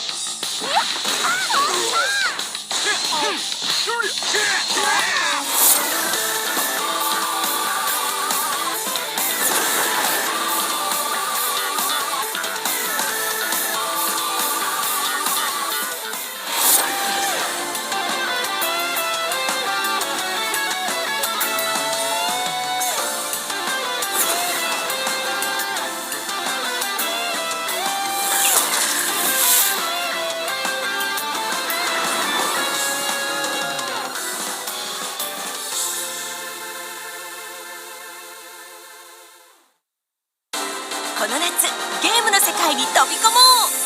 世界を魅了し続けるカプコン、そのゲーム作りの裏側に迫る大カプコン展名古屋市美術館で好評開催中。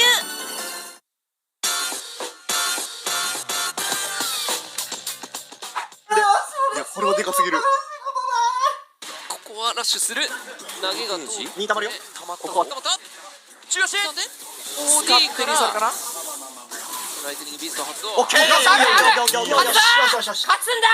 ただ足元から中段通っている。さあ大きなコンボが入ってこれ勝てると見てる。勝ちに行く。勝負をかける。うわー出た。はい。よし。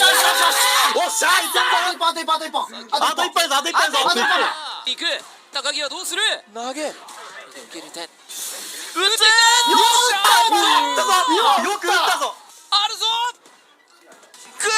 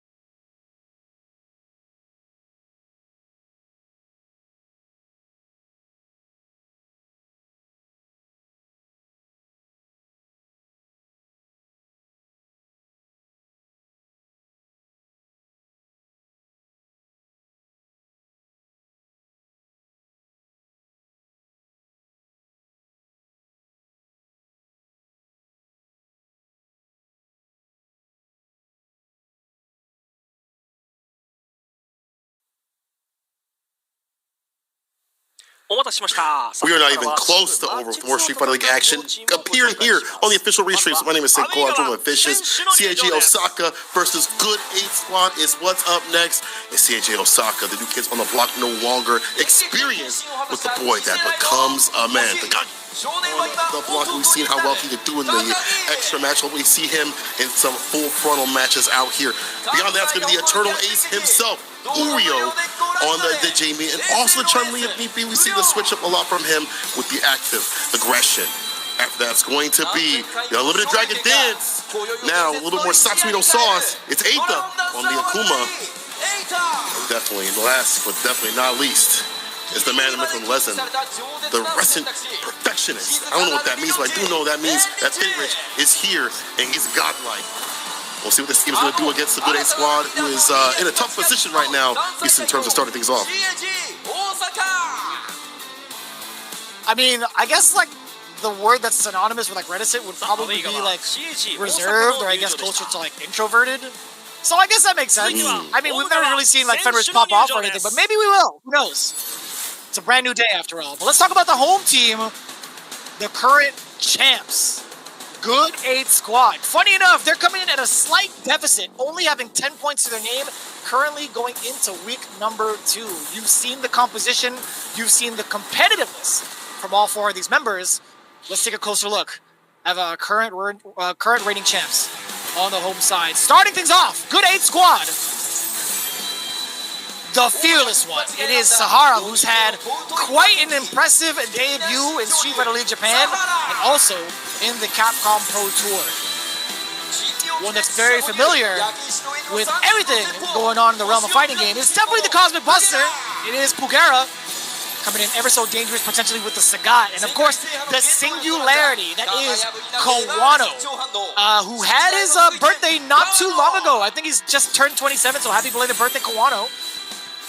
Then our captain, the honest hero, Gachi-kun, with some of the best defensive capabilities in the business, and also piloting one of the strongest characters offensively, that is Rashid. Quite the composition if you're thinking about Good 8 squad, and it makes a lot of sense that they were the most recent champions. Is that the Boa Hancock?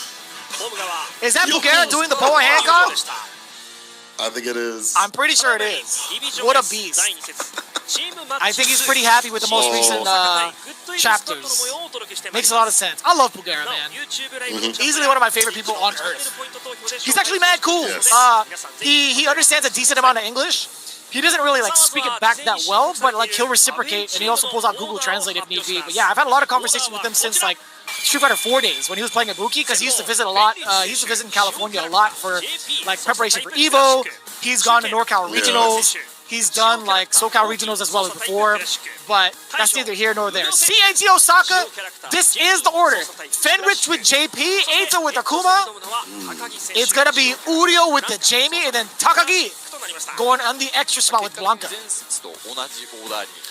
You know, I saw Pugera getting ready for the JP pick, playing with John Takeuchi. So maybe he goes anchored. Now, of course, that's just maybe a just in case.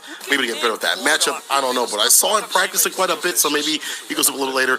I would like to see that. I don't think that, that character is that bad. The problem is, if Urio does switch over to Chun-Li, that's going to be devious. You know, it's kind of hard for Sagat to fight. I saw some homies playing that out, and it just did not look fun. But that's...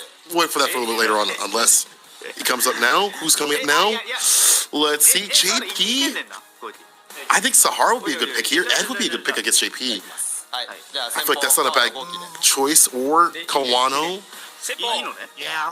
It's going to be Kawano. It makes sense. Akuma. The worst matchup for JP.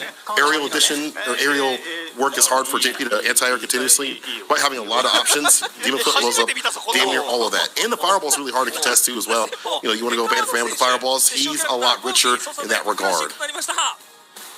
Yeah, I think like the speed that Akuma gets to set, the pace he gets to play at, is pretty impactful against a character like JP, right? One of the biggest things I am concerned about is JP's reach against Akuma. I think his reach is just as good. It may not convert to anything like super big unless it's like a driver's cancel behind it. But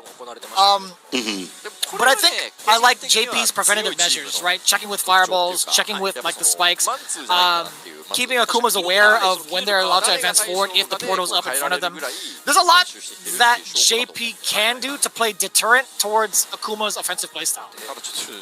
Yeah. It's one of those things where I feel like if you're the Akuma player, you have to rotate your options well enough that that doesn't happen. And thankfully, he's got one of the best fireballs in the business, some of the best immediate fireball setups in the business. That's going to really put a hold on the amnesia that JP wants to put up, so your wake-up options are going to be a little bit lessened, or at least your confidence in the wake-up options will be lessened too as well. And you know Kawano's going to hit you, and it's going to hurt. This guy is going to leave you on a t-shirt. He is so optimal with this character. It is insane. I remember Daigo talking about him on his YouTube channel. He was like, if I'm looking at Akuma players, there's like two that I'm the most like gathering the data from. Like, it is Kawano and his Banchan. And the way that Kawano's been playing, EWC, in terms of we saw at Street Fighter League last year in the finals. He just, if you give him a time to practice against a player, prep against a player, he is going to cook. So League really benefits him. Even if it is a first of two, this really definitely benefits his style overall. So Finrich better come with something devious. Take on the devil. Yeah, so we do have the translations coming in from Fenrich. I haven't played with Kawano as much. I lost to him the last time. I would definitely like to get my revenge. Pretty simple stuff. I mean, trying to consider Kawano pretty much taking down a lot of people last season as well. So Kawano's definitely got the big target on his back going into it. I think Good 8 Squad in general has the big targets on their back. So Fenrich kind of sharing that sentiment with a lot of the players that Kawano had taken down throughout Season 2. さあここでカプコンからのお知らせでございます。ストリートファ We'll イ see ター what リーグ Kawano's about to say here. He's a little bit of a jokester as well. But I feel like if you're a Finrich, if you're trying to check the air approach, it's going to be heavy kick and air throw. Those are kind of like the more dominant aerial approaches. Like Crouch Fierce gets blown up by guillotine, dive kick. You know, your other options are just not going to be as good. Kawano does say, though, the others are still debating about the order, but as for me, I won't concentrate on this game. I think he means I will concentrate on this game, or I want to concentrate on this game, excuse me. I hope we get to see it against Bagheera. Yeah. I hope we get to see Bagheera a little later on, but I do like this pick. I think this is a good pick. Again, good on paper. Maybe they could have had Sahara go up, but this is a good start. And even beyond just the matchup, bless me, even having Kawano go up as your captain to go up and start off strong is a very good sign to take out their captain.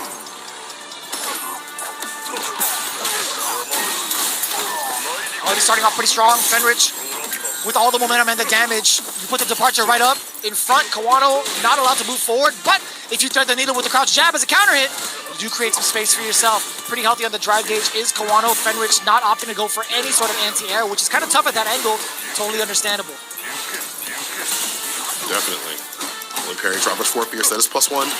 Sticks you even more this season. Jump Fierce. Yeah, now you're allowed to jump it even more so because you have so many variances that you have to look out for. Finrich low on the drive gauge. We'll find the anti-air. Recovers fast enough to do so.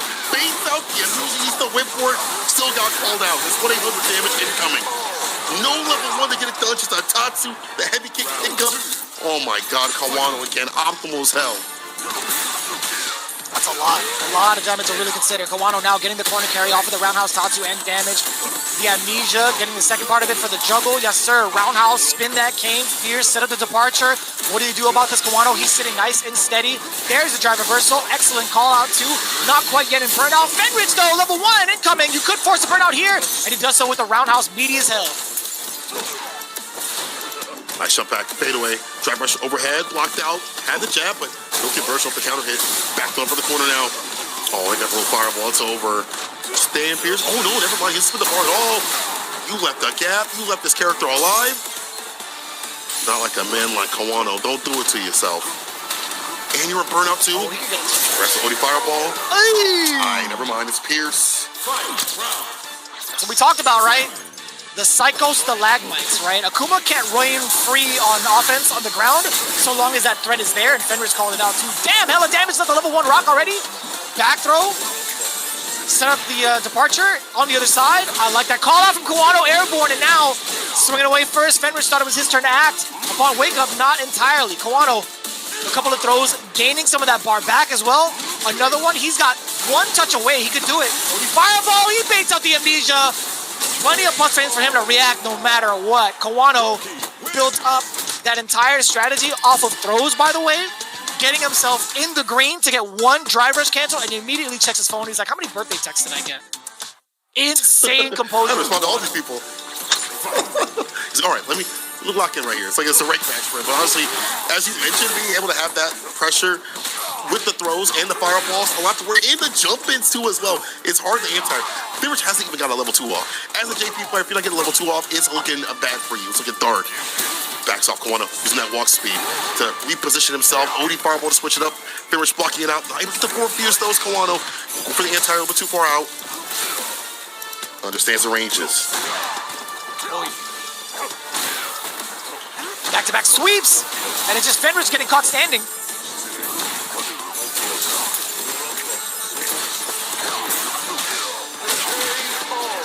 Nice understanding of the way to stop. Like, okay, this is not plus right here. It's not your turn to drive rush up. And I have this big, beautiful 6-frame button. The stop sign. Kawano, set point now. Excellent sweep against a low medium kick. Lingering a lot more. The throw bait is there. Kawano still able to get the conversion too. Look at the damage on board. Meaty fireball. You saw the reversal. Fenrich, I couldn't tell you what that could have potentially been, but it gets blown up regardless. Frame trap? No, frame kill, excuse me. That is something he did over at EWC as well. We saw him debut that exact frame kill off with a low medium kick into the safe jump. Mad tricky and mad rewarding. That's Kawano getting it 2-0 over Fenrich. No revenge today. And the fact that he did that same setup as EWC, we gotta call that the Kawano special. No side of fries at all. Hefty enough in terms of dealing the damage and catching them black in there. Kawano, bro knows the matchup well and true. And honestly, it's one of those things that we mentioned. It's so hard to defend against this character where you can run the amnesia like you'd like to. He's got so many meaty fireball setups. Obviously, other Shotos do. But Akuma's, I think, are like among the best. Like there are moments where he was able to get the teleport and lock down with the departure, but not enough. And that's just great matchup knowledge. Like understanding, like, okay, after I block this and you drive rush up, you don't have the time to press a button. That was a counter hit right there. And Kawano clean sweep, 10 points to his team's name so far, and a great start. Ada, who do you send up against him though? I mean, there's a lot of Akuma practice all across the board, right? You could send damn near anybody. In fact, you could even throw out the mirror match if need be. You have such a stacked lineup that I don't think that's going to be a real question. I honestly want to see Sahara face off against the Akuma. I want to see Ed control that space. And it makes sense. Sahara is going to be the one to step up. It just makes a lot of sense. The way he got by Shuto, it's almost like, listen, bro, it's time for you to relearn the matchup. Start from basics, and maybe he's been learning and getting better about the matchup and saying, okay, start from scratch. If I see an Akuma, it's on site. I don't care what's on paper. It's about what happens in these streets. And again, we mentioned how difficult it can be depending on the type of Akuma player that you are playing. If they're more flighty, if they're more aerial, if they're demon flipping and things like that, if they're throwing out fireballs. But there are ways to stop some of that pressure and approach. We saw Momochi at EWC be able to perfect parry for a little bit, at least against Kawano, and be able to stop some of the drive rushes right after, understanding the ranges too as well, which forced the Akuma player to use Adamant Flame to catch that. So we'll see if those layers even evolve like that. But again, I think it's one of those matters of like, Sahara's got to get better against this matchup. He got cooked by Shuto. Filleted, flambeed, whatever you want to call it. It was an absolute serving of elimination right there. I think it was 3-0. So he definitely has to get ready for this matchup. But Eita's such a different beast than other Akuma players. Like, we know him for the Wild Not Mild style over like in Street Fighter 4, but he's able to rein that in when need be in Street Fighter 6. So you don't know when that side of Eita is going to come out. I think it's a very valid statement. Funny enough, that exact style is what got him killed last week, right? He was playing such a patient game throughout the entirety of his set. If you remember, at the very end, he kind of broke patience and lost to Seiya's Chun-Li because he decided to drive rush in a moment where he was just not in a position to do so. So it really depends. I don't think Sahara is going to allow that to kind of happen. I think Ed just does a great job of controlling the drive rush factor in Street Fighter 6 mechanically, right? He's got the flickers. He does have long-range normals to control the mid-space. If it does happen, it has to be a drive rush into a very early normal from Eita, or maybe drive rush forward from further out into like an adamant fist to check the drive rush, to check the counter check from Ed. But I think Sahara's ready for that. I think more than likely Sahara's ready for that. It's just a matter of whether or not Eita is going to be as patient. You get the interview. He says, Eita says, excuse me, Sahara's was unexpected, but I did practice for everyone. It's not Pagero, but you know what? I'm sorry. You can't win versus me, Sahara. That is a crazy statement. We already saw what happened to Boke when he was talking mess. Don't let it be you too, Eita. Don't let it be you too. But as you mentioned, I feel like the more we see this matchup, the more it evolves and coalesces into something different again. At EWC, as you mentioned, the Adamant Flame switching up and catching them these lacking buttons on recovery or at distances where they're not able to press and get into big boy damage. That was kind of the switch up that we saw from Kawano in that long set. By the way, Sahara says Kawano played a great game, and I'd like to follow that path and get another 10 points. Sahara, I don't think he got a mean bone in his body. I met him, one of the nicest people. He is so nice. He'll dap you up and say, hey, what's up, hello? It's chill. But, you know, when it comes time for battle, It's business, though. It is business. Yeah, he's pretty shy. We did have the chance to like talk to him personally at Blink Respawn. The organization took us out to the beach like they do every year. Sahara was there, Mago was there. Mago was live streaming the whole thing. We were all together on the beachfront having dinner. Tokido was there as well. We all took a dip into the beach resort, into the waters as well. So that was a really fun time. We did get to talk to Sahara a good amount. So he is a very like chill individual. He's coming in from a different background. Actually, he's one of the top 3 streamers. I think he used to be like a former like Fortnite player too. Sahara had transitioned from playing like those types of games, those type of shooters into Street Fighter 6. I think just before the start of the year, and he got picked up immediately by the Good 8 Squad camp. So yeah, he's gone from being top 3. Yeah, he was top 3 in Asia, and now he's trying to be that exact same like status in Street Fighter. What an absolute god of games. Honestly, like when you watch him play on stream, he is one of the most energetic people when he's playing, win or lose. He is just enjoying himself. I've never seen a side of, for most players at least, when they play any sort of competitive game, when they're, you know, business is on the line, to always be smiling and chipper and happy and stuff like that, or like, well, I'll get him next time, you know what I'm saying? Like, I don't know everything that he's saying, obviously, but he's so positive and content no matter what happens. I think he just has a good mindset on the game. It's allowed him to exceed so far in such a short amount of time.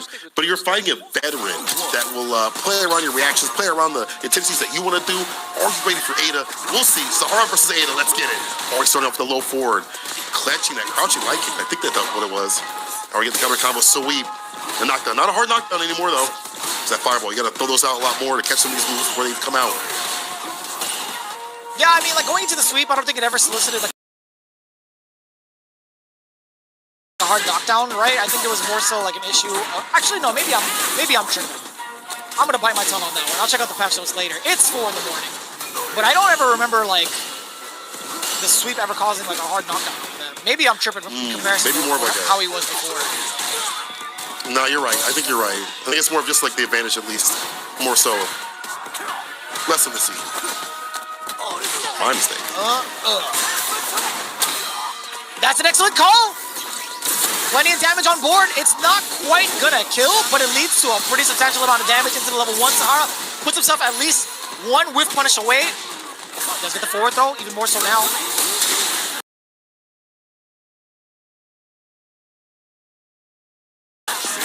Good call out. Oh, you're so smart. From Eita. DP to bust through. No way. The same way you started, the same way you're gonna finish. End it with the super to seal the deal. That crouching kick is doing a mad work. The crouching light kick just not able to catch. It Eita just right outside that range. He knows the footsie game this character wants to represent and knows how to buffer against it. What a god. Yeah, again, Eita very much so able to sniff out the gaps in between. No kill rushes are going to be unchecked from the side of Eita. The fireball game pretty strong. The fireball does get perfect parry though for Sahara to move his way on in. Not a big risk, not too much of a punish counter. Actually, no punish counter against Eita, so he's fine with that. OD fireball with the conversion into the roundhouse. I like that a lot. Mad distance on that. You see a cool player's getting better and better. And once again, another full forward.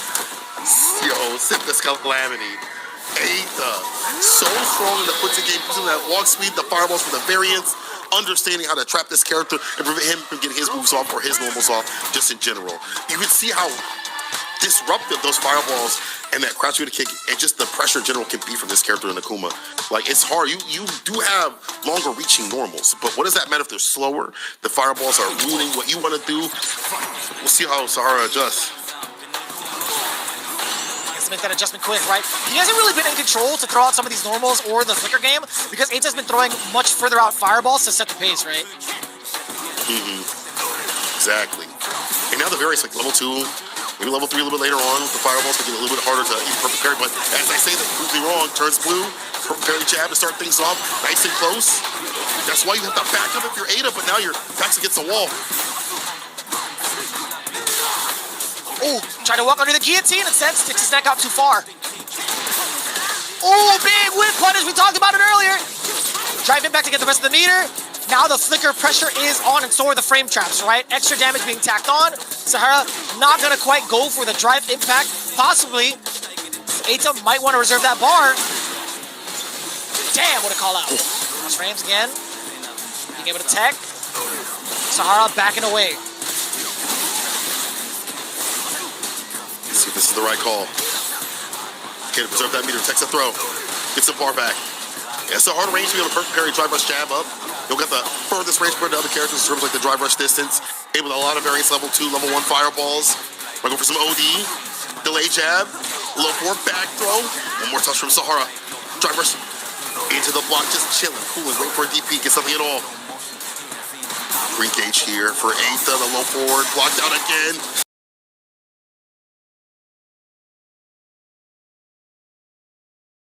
Burn out, drive reversal. Level 2! Level 2. Yeah, it's going to ensure the W.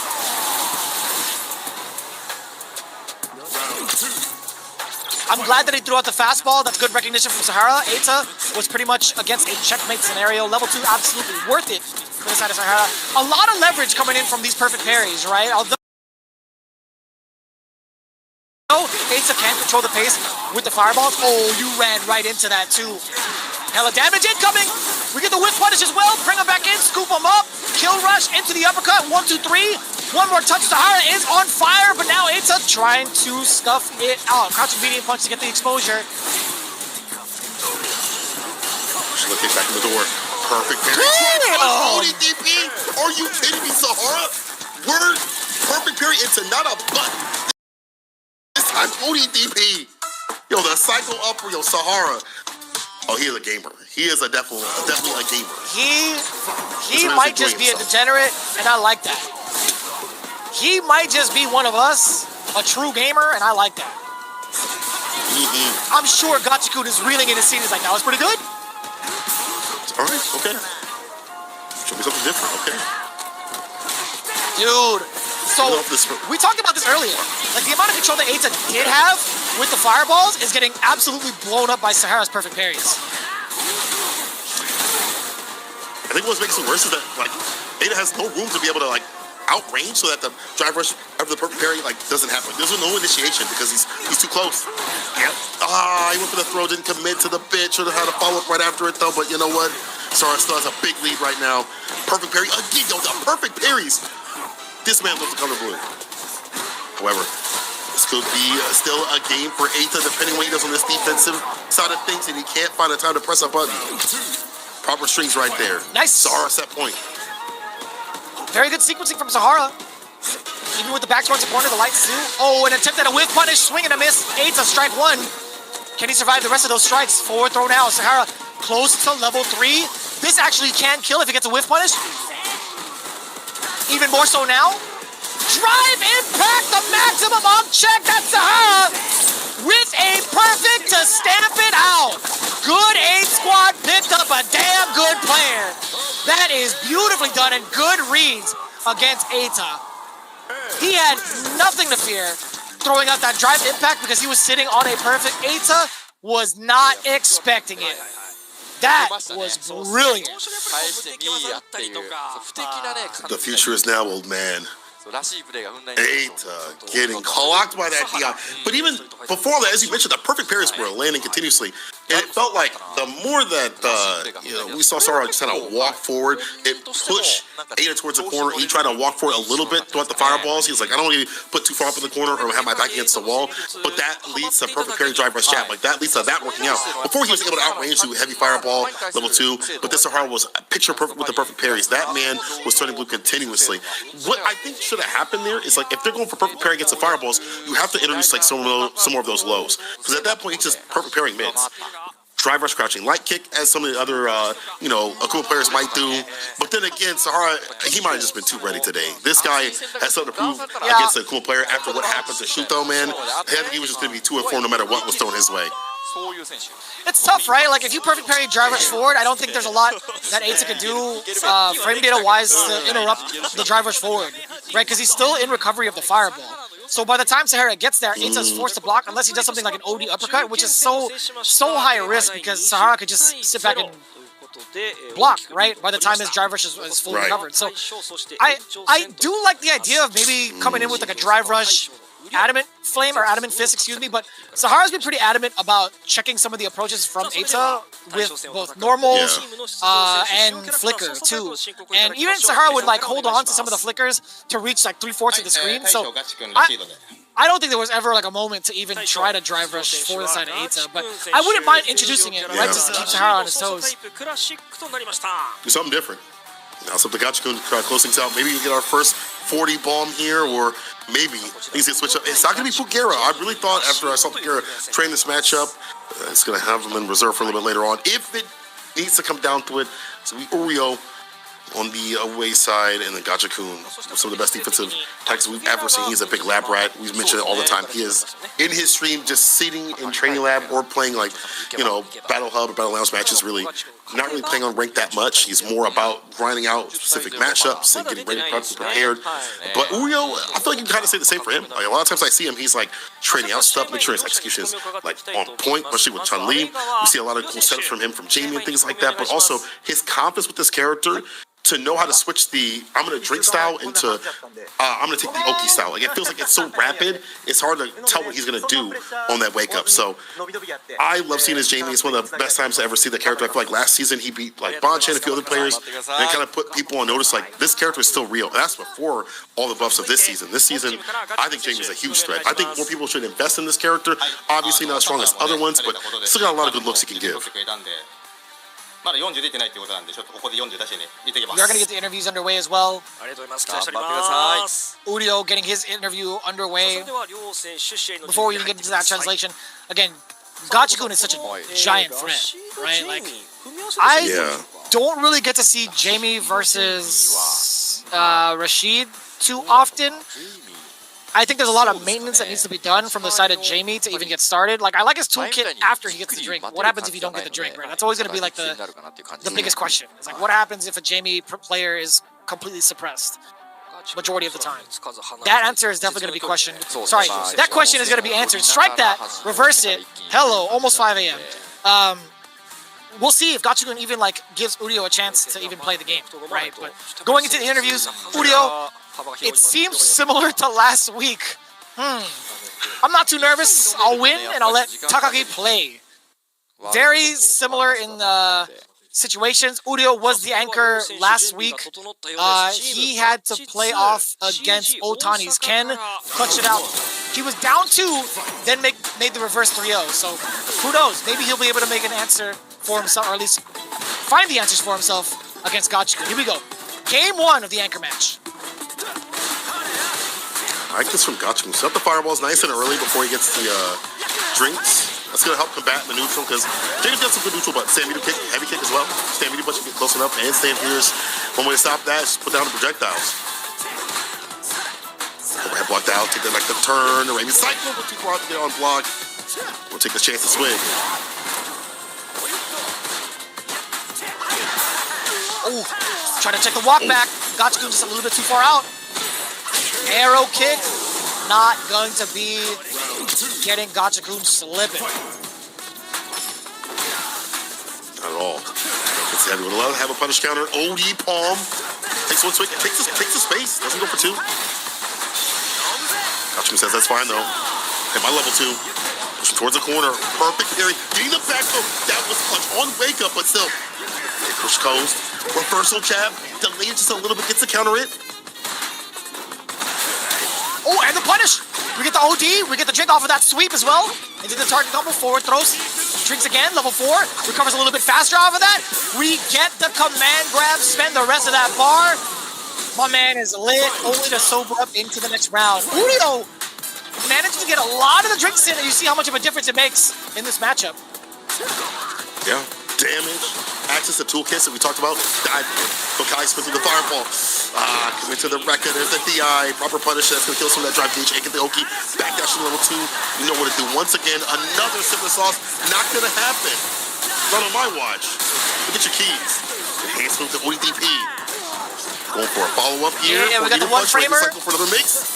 I like that. Difficult stuff. Always executed by Gachikun, or attempted at least. I mean, you have to. One more mix. Damn! Yo, he even missed his opportunity to get a proper whiff punish. He was just, you know what, I'm gonna walk him and throw just in case. Game 1 to Gachikun, very convincing, at least in the rounds where he's gotten the W. But Urio, man, when he got his look back with level 4 drink and got his momentum, I will say there's a lot of potential here coming in from Urio. I really can't dismiss it. The biggest question was whether or not he's gonna get his drinks off. He definitely did so in that second round. So, pretty scary potential coming in right now from Urio. いいラウンドもありましたけど、やっぱ単純にその I wonder if he's going to switch, though. I wonder if this is going to be a matter of him being like, you know, I don't like this matchup at all. Like, I know what I can do with the character. I know it's possible, but maybe I'll just switch over to, like, a better matchup and then go right over the Chun-Li, because her footsie game is insane. And against the fireballs that he's kind of having a little bit of a problem with, he doesn't worry about drinks. He's got Hazachu to cut through. He's like, I could just hit the Hazachu, get the punish counter. That's, like, one of his worst matchups. So that's an on-paper thing. Again, these are all on-paper things, you know, that players have talked about. What happens in the match is someone that is as studious and studied as Gachikun. Are you ready for that? Like, is your Chun-Li ready for the likes of Gachikun? Can you bust down the defense that this guy has and his offense, his great footsie tools and things like that he's been able to utilize? I personally think, and I'm just going to sound crazy, I want him to stick with the Jamie. I feel like the way that he's playing Jamie, he's on the precipice of accessing what he needs to fight this matchup. Win or lose the matchup, whatever, he's right there in terms of understanding what to do. And I think he might hold his momentum if he goes to Chun-Li. Personally speaking. I think very valid points are pretty much all across the board from Usain Kola. To kind of like supplement that idea of Chun-Li, it is going to be the Jamie, however, we see it on the screen. To kind of supplement the idea, you know, Gachikun actually fell short to Moke 3-1 at EWC. Moke actually eliminated him from EWC with Chun-Li. And even further back, right, in 2024, towards the Fabu Gaming Cup, Moke beat him again with Chun-Li. So there is definitely a testament to what you're saying. I think Chun-Li does have a pretty decent advantage, but it really is a matter of whether or not Urio is experienced enough in that matchup to fight up against someone as a champion caliber as Gachikun. But we do have the Jamie back on deck here in game number 2, the trade-off, now in favor of Gachikun, slowly losing his turn, but still ready with the whiff punishes again. The corner presence is just too much. Arrow kick again. Very similar start of destruction against Urio as we saw it in game 1. That's what he wants to do. He even saw the toe tap from a mile away. All right, hold on. Now let's get the records, get that sip of that sauce. Let's get 2 more to get the dive kick and the Buckeye spin. For ourselves at 100% in terms of damage. Work our way from there. Raw sweep off the feet. It works out. Dive kick doesn't hit, but he has to get the crouch fierce and throw it after. That means we get a swing. Yes, sir. We're up in the corner. Oh, but Gachikun able to thread the needle so well. Be able to see what he's trying to do. Jump heavy kick off the Raven Cyclone. OD Fireball. Damn, TK dive kick worked.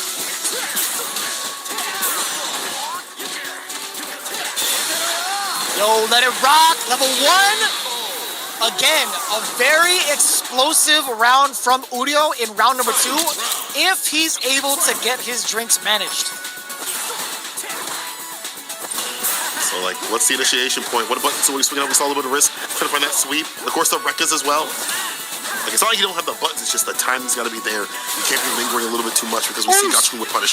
OD palm, spin the palm right there, spin the OD gauge, excuse me, side switch. Level 2. What's the defense like? Take the throw.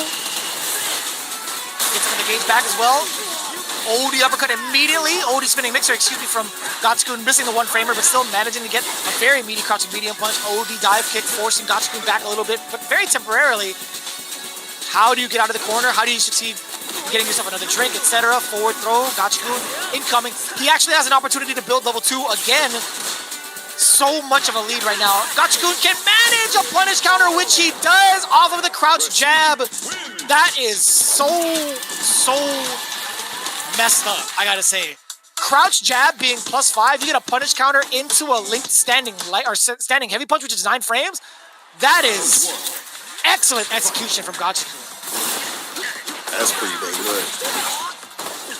That's really dang good right here from Gachikun. He's on game point. Fireball's creating a lot of variance. He's being able to have the whip punishes and to not understand what Urio wants to do. Able to side switch and stay on through against a dive kick. That has been a continuous pain point right here against the fireballs. He's trying to answer. Perfect parry. DI for the punish. With the side switch, we do. Put him up in the corner. Toss him like yesterday's trash. And again, sip the sauce right after 2 on the menu. Tech throw. We do get the sweep, followed it up into the slip. Counter hit, nothing big out of it. That was counter hit, crouching medium punch. I wonder if he would have been close for crouching heavy. Maybe not. Nice control, Urio. At least on the board here in the start of game 3. This is how we started off last week, by the way. He might just do it again, unless Gachikun has something to say about it. Also, level 2. Counter hit, but don't fall for the crouching medium kick. No big deal, though. Pushing him towards the corner. He push coast again. Hits him with the low to open him up off the Arabian Cyclone. In the blender. How do we respond? Hold parry? No, we block it out. Try to throw. His defense is getting open up continuously. If someone's going to understand defense, one of the best in the business in terms of defense. Okay, Oreo with the drive rush cancel. Do we sit? Go for the Oki. But Gachikun with the bust out had all the help to play with. Set point.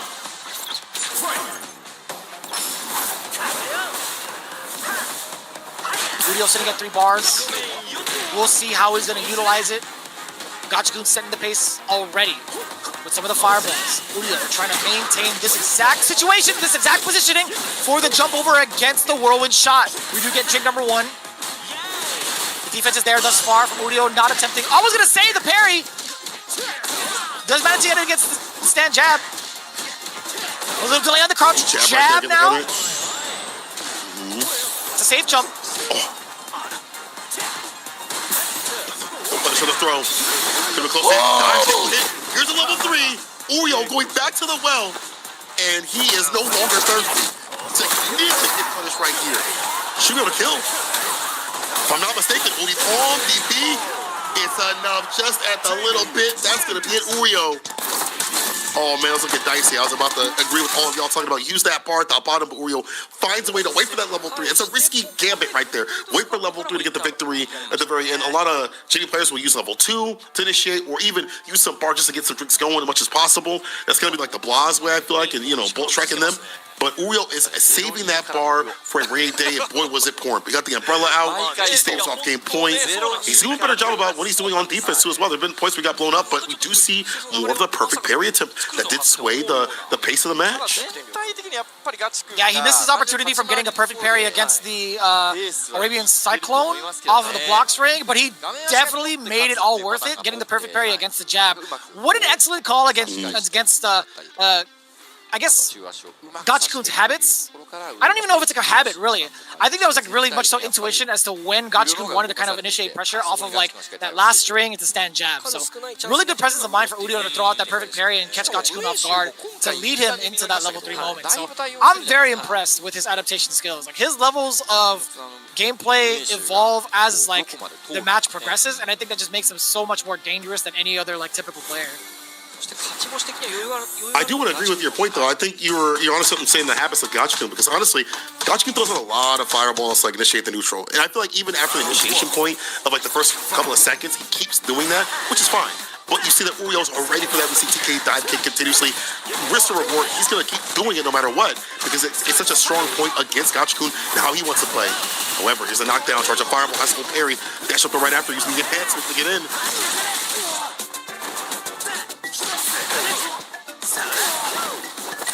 Damn, you pay so much out of that. Like, you get taxed and you get put back into the corner. This character's good, yo.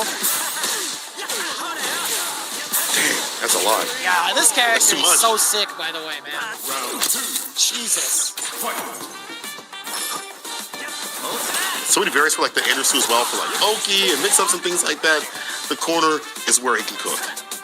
Set point right now. Let's see if we can bring this back.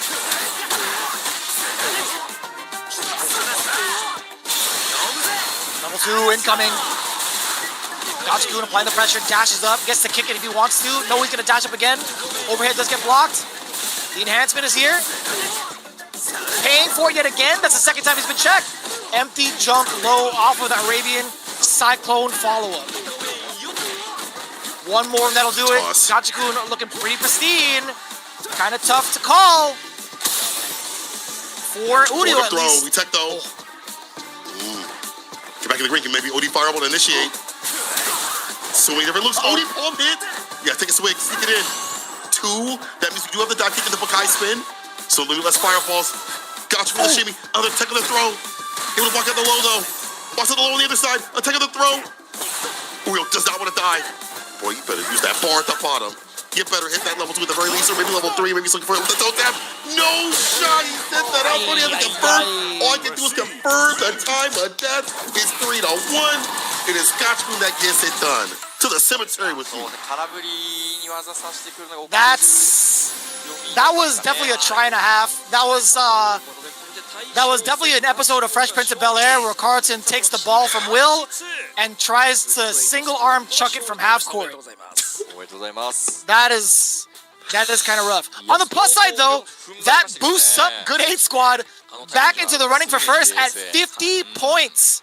By the way, our very first sweep of the season. Well done, the Good 8 Squad. Again, not having the start that they wanted to. Even took the quote-unquote worst matchup with the Akuma and Ed. And even this matchup right here, you can see that Gachikun's defense is just too much, man. It's enough to put you on edge. Even though there's some good moments, like Oreo having the OD dive kick, I think that was a really smart moment. You saw Gachikun saying, okay, if the fireballs are not working out, especially if you got level 2, I have to become the fireball. I have to initiate drive rush forward. Heavy kick, that's plus. I got to put him on the back foot. If he's not going to initiate level 2 on his side of things and go for drinks more up the knot, or, you know, even, I don't even say take risks because it's hard to throw out buttons because you definitely have recovery. You got hurt boxes there. You know, Gachikun's just going to advance right after. So for Oreo, it's just playing outside of his wheelhouse. Gachikun staying strong, standard 10 toes, 40 points. Good 8 Squad, back in business. These are the Street Fighter League Japan champions, the world champions, and looking to do so again. This is a much better result than we saw last week, which was only 10 points, as you mentioned. Yeah, I don't even know how I feel about that. I think towards the end of that last game, you could tell like Urio was not trying to play defense in the corner. He was a little bit too antsy instead of trying to like take the throw. You've seen how often Gachikun had punished the jump attempt with forward medium punch into OD Eagle Spike, only to bring him back into the corner. You're taking that much health, trying to jump out, only to put back into square one. That feels bad, right? That happened twice within the same game. So, or actually within the same round. My mistake. And just that impatience, I feel like, is what really bit like Urio in the end. Like we talk about the defense that Gachikun does have. It's not even just for controlling neutral or even getting himself out of the corner, etc. It's like him also being able to control when an opponent is trying to jump out, right? Like still also like actively trying to check that. For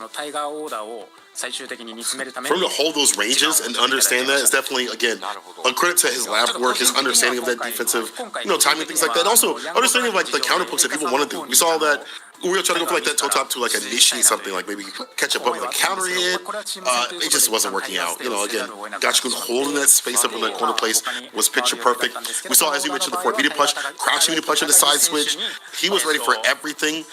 It was obviously one game that we saw a little bit from signs of life from Urio with the dive kick, and there were some rounds where he got level 3 where it definitely worked out for him. I would have liked to see maybe, it's going to sound kind of grazing, what happens when there's more focus on getting the drinks instead of taking Oki. There's a few moments where you saw him, he used Oni Palm, and he took one sip and he dashed forward to take the space, but he wouldn't take 2 sips. What would have happened there? How would the game have gone in total if he would have taken more drinks, had more access to more damage, so if he hits, he hurts, and maybe that builds up the confidence. Maybe it wouldn't be the same result, but maybe it'd be a different result in terms of how close it would be. I'm not sure. This is what it could have, should have. It's hard. I think I would much rather try to get like the pressure more so than letting Gachikun run his game in neutral. Like if you let go of that momentum, I think it's just much harder to even like settle with. Because let's say I don't know if getting a second drink would like really guarantee anything either. I'd much rather try to take that gamble of like I think it's weighed more in taking your pressure in comparison, right? I don't know where it necessarily leaves you at depending on like the spacing of it all or like where the opponent is on the screen as well, but yeah, I'd much rather see a Jamie player use one bar drive rush to enforce his will and force the other person to guess another time. That's a fair point. We've definitely seen some variants from the Jamie players, but we'll see what Oreo does next time he shows up, if he has the Chun-Li ready. Pugera, we had an interview from him, he said, there are a lot of patterns in CAG's order, so the role was not sorted enough. So we'll ambiguous of what CAG wanted to do, but Pugera wasn't able to play today. I was definitely hoping to see his Sagat. Again, that has been like the primary Sagat player that I've been watching. A lot of people have been too as well. Bonchan, Shuts Up Production telling me that Bonchan and Pugera were having discussions in terms of how to learn the character and build that character up. Bulgaria is just surprisingly the one that's been the most informed with the character. So we didn't get to see him today. Hopefully we get to see him later on. I want to message him later because I want to know like why he thinks the character is so good, because he apparently sticking with the character for the most of the season. I don't know if he's gonna be pulling out the Bison or not, but either way, good work to Good 8 Squad, reading all the other interviews with the rest of the crew. So Sahara, bro, in a team-based setting, and this is your first year-ish of like professional Street Fighter play. To have the confidence to come back after getting beat so badly is crazy. That is mental fortitude that people have been playing for decades longer than you wish they could have. Yeah, I mean, he's under the tutelage of a lot of experienced players, right? You have, like, Capcom Cup champ, you have Street Fighter League champ, you have veterans of all different, like, perspectives, too. Excuse me. Of so many different types of perspectives, too, with, like, characters that they play. So, Sahara is definitely in good hands. And it's not even just under, like, the tutelage of Good 8 Squad, right? Like, he also practices a lot with, like, Mago. There have been a lot of pictures of them together playing, like, a ton of sets over at Blink Respawn, even at EVO when they invited him over to the hotel room. He's definitely been accepted far and wide by a lot of the pros in Japan. So he's in very much so good hands. And I love his current progression towards becoming one of the best Ed players, not only in Japan, but in the world eventually. I would love to see him progress even further with other characters or even like other events. We do get the translations coming in from some of the interviews. I don't know if you covered Pugera, but just in case, I'll do it again. He was talking about the patterns in CH's order, so the role wasn't really sorted out. That's fair enough. Kawano was coming in. Pugera was not understandable just before the game, but it was great that I was able to watch out for JP's specific move. I don't know what that means. Was he speaking in parable against JP tactics? Who knows? Sahara coming in with his interview as well. I was so nervous at first, but I was able to stay calm at the end of the game, which is pretty imperative to note, right? It comes really down to how you execute and how you maintain your nerves, after all. So, really good perspective, really good kind of like, I guess patience and discipline from the side of Sahara. And then also, we do have Gachikun coming in with his side of the interview too. This is something that's kind of common, what he's about to say. He says, I wasn't really practicing for Jamie before this season, but I had the chance to play with Naruto, who we mentioned, right? I had the chance to play with Naruto, John Takeuchi, etc. John Takeuchi does have a pocket Jamie, which he's showing off in the CPT, and also on his stream. So, with that in mind, he does say it worked. It really, really worked out for me.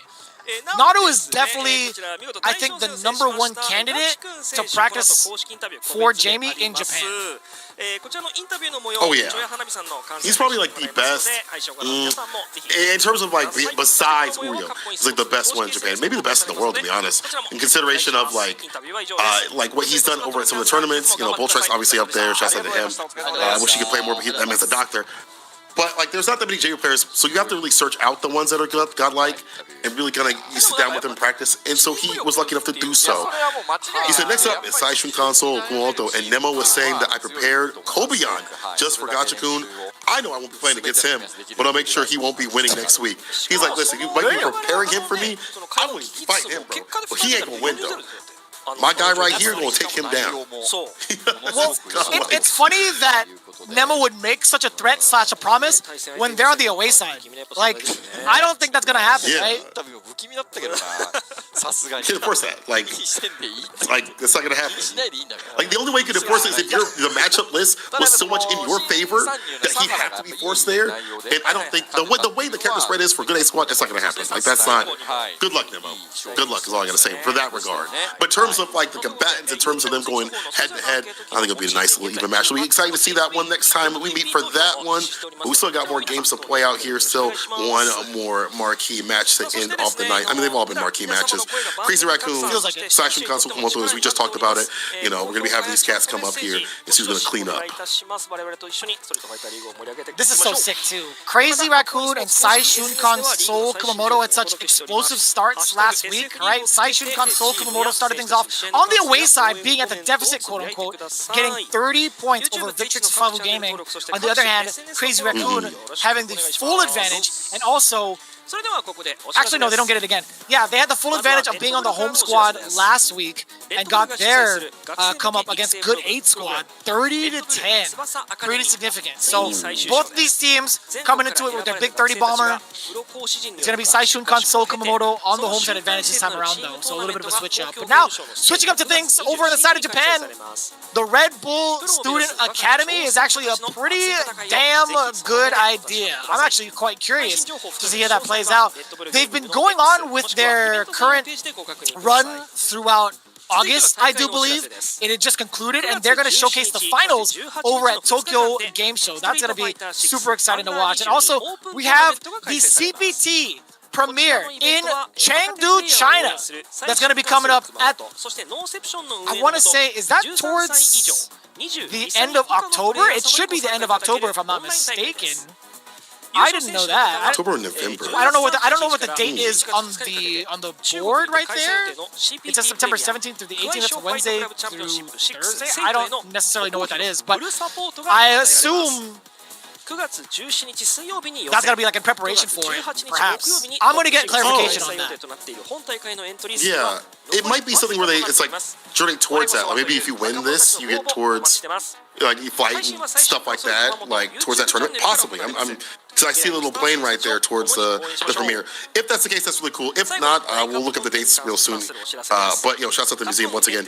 I keep seeing things on this program that I need to go to. I'm writing down in my notebook that I'm gonna go to when I go back to Japan, which hopefully is soon. But there's so many things to be looking out for. I hope they have Dragon's Dogma stuff, because I'm a big Dragon's Dogma fan. I know you just mentioned that they have obviously Mega Man we see on the screen and Street Fighter. And here are the dates on the screen. If you get to go out there, unlike me, in the near future, go look up those dates. Go look that stuff up. That's gonna be a really fun time. Listen, people, be fun time as we have one more final match as mentioned. Crazy Raccoon versus Soul.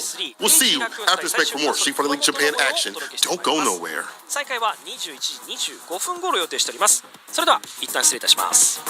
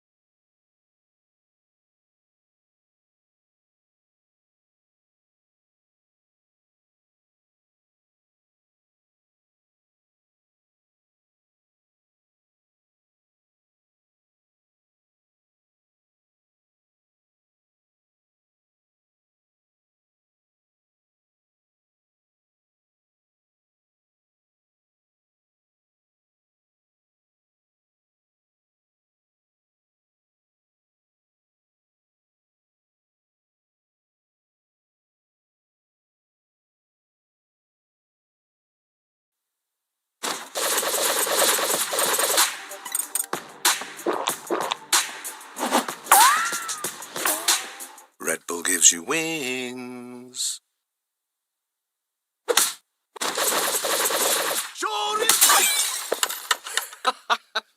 Red Bull gives you wings.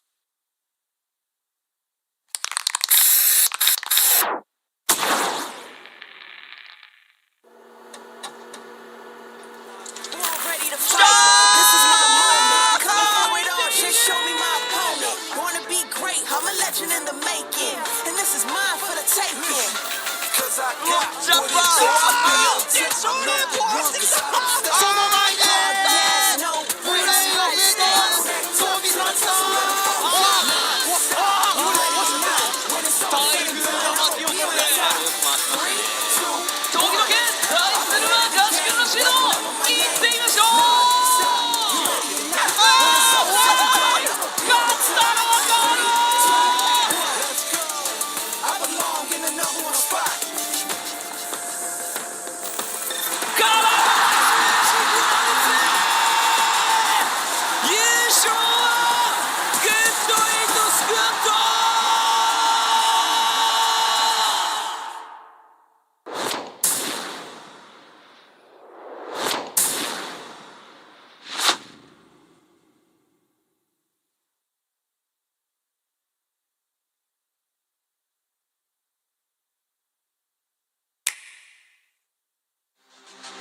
Here comes a new challenger.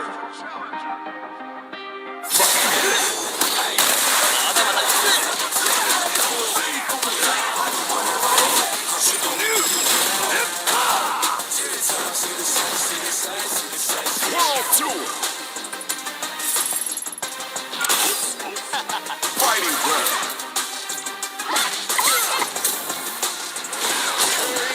Battle Hall.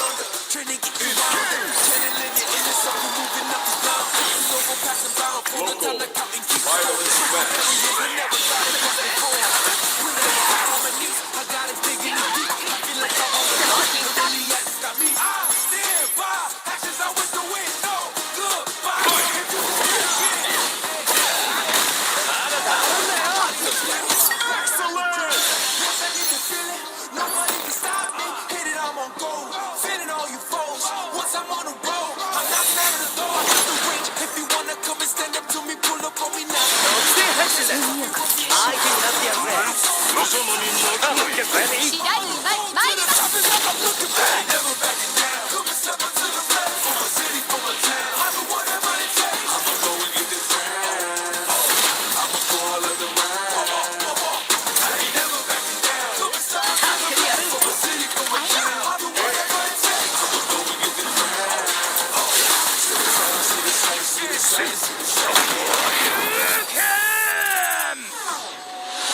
Street Fighter 6.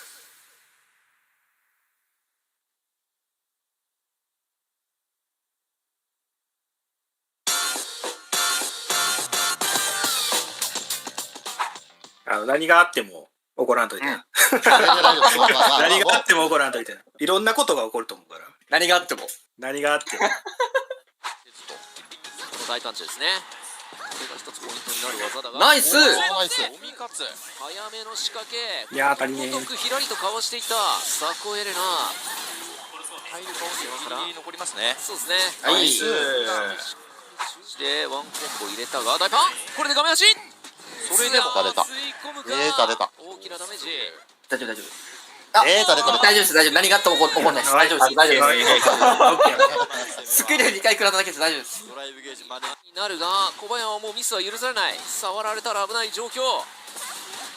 ガードを固めながら前に出る。バックステージ。マジ。どうだね。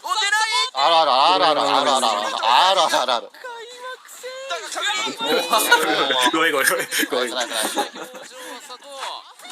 足を伸ばしている。ドライブが。いいよ。スクラッチ。バーンとする。さあどうする小林。ゲージは2つ。おい。噛み合わせていった。おい。おい。完璧。ナイス。さすが。よし。コンボ見せた時なんかすげえ白くなった。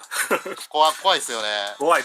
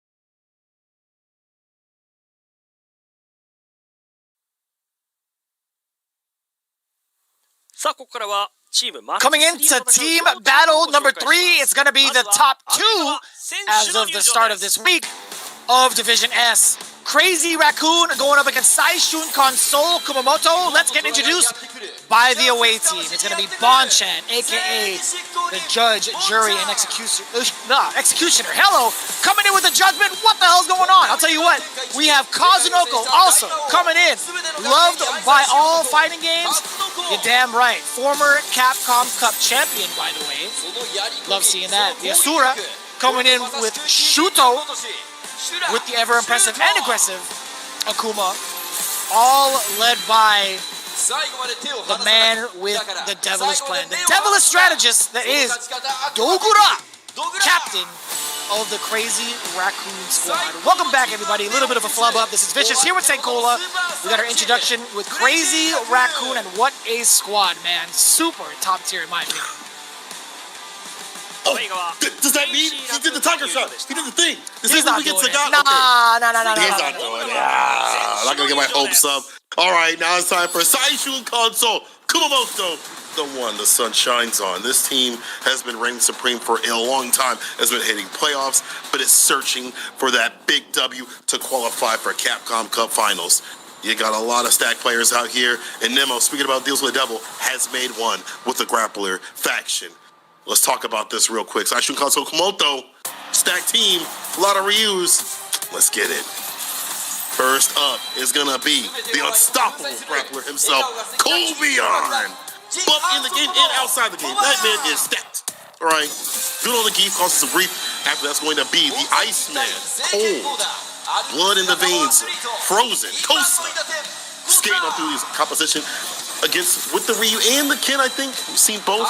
Mr. Optimal, always optimizing all of his combos in all the situations. It's Machabo, and of course, the last, but definitely not least, the brutal Emperor himself, Nemo. JP, Blanca, Bison if need be, a man of the psycho power for more than an hour. This team is ridiculous, and as mentioned, Nemo had walked over to the grappler side and said, I want to have Kobion on my squad. That's how you know it's time for business, it's time to work, and he wants to win. I like the composition of this team as well. I think they're all highly intelligent players. They have their ways of going back and forth between different play styles, especially Nemo. He could play aggression, he could play a little bit of a whiff punish game. Shuto changing up between Marisa and Akuma has been, full transparency, very effective in my opinion, being able to play both styles. My main concern is like Machabo's confidence with Akuma right now, and Kobion actually has been quite the dice roll. Is confirmed Bon-chan coming out with the Sagat in the second match. Let's talk about who comes up first. Kazunoko with Kami starting off just like last week. Shuto in the anchor spot yet again, and Dogura taking a little bit of a backseat in the anchor match as Elena. We do love seeing that. Confirmed, Sagat is landed. I repeat, Sagat has landed.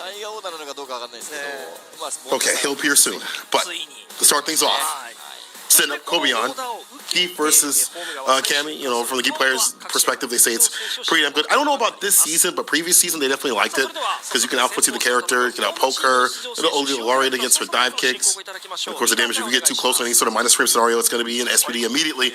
This season he's got a bigger hurt box, so I don't know if that makes it way worse, but it will be Kobion. So I think that there's something in this matchup still for the likes of Geef to cause some grief again.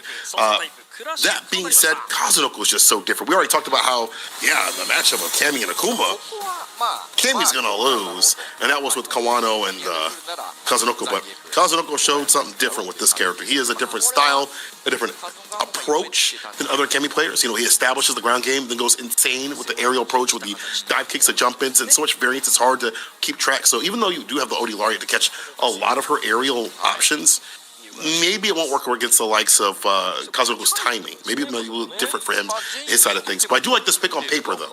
It's the right pick on paper for Soul, but is this the right person, though? That is a very valid statement to make. I think there's a lot to really take away in regards to like how Kazunoko approaches each and every one of these matchups, right? He's so player-oriented, more so than like matchup-oriented, that I don't think the Zangief would be able to, I don't think Kobion would be able to kind of like match up in terms of what Kazunoko's laying down. But it really depends, right? I think Kazunoko being so read heavy might bite him in the end as well, right? It's really up to Kobeon to kind of play it cool and try to enforce his will earlier than Kazunoko gets to get started, but it's so tough to manage, right? You talk about the current pace of the characters. Cammy is still able to kind of like set the pace pretty well against Zangief from certain ranges until she gets predictable, right? One of the big banes of a lot of Cammy's existences is the charge up stand fierce, right? I also think Zangief does a pretty decent job of being able to contest against the dive kicks with Lariat, also with armor as well. I think there's a lot to kind of really consider in this matchup where we can actually say, yeah, I don't think Cammy gets to fully run away with this matchup. Yeah. You know, one thing that does benefit that Punk was doing was like heavy kick. Remember him using that during the finals of CPT, like using it outside of ranges where Keith really can't contest with his buttons, where it's uncomfortable to like poke with stand medium or crouching light punch, things like that. However, as you mentioned, then the stand fierce comes into play and then that starts getting more utilized, start getting the knockdowns, and then you can't even jump. So we're getting the interview here. Kazunoko said, I knew this matchup, so I practiced for it. So he was ready, prepared, knew that it was going to happen. You know, if you're coming up here as a Cammy player and you see Keith on the other side, you know it's going to occur. So he's ready. And he says, if I start off well, I'll have a chance. So he's thinking about hitting that snowball and then rolling from there to get that W. Okay. Yeah. Yeah. That's a good way of putting it too, right? It really depends on like how well both characters snowball, because both characters are actually capable of doing so.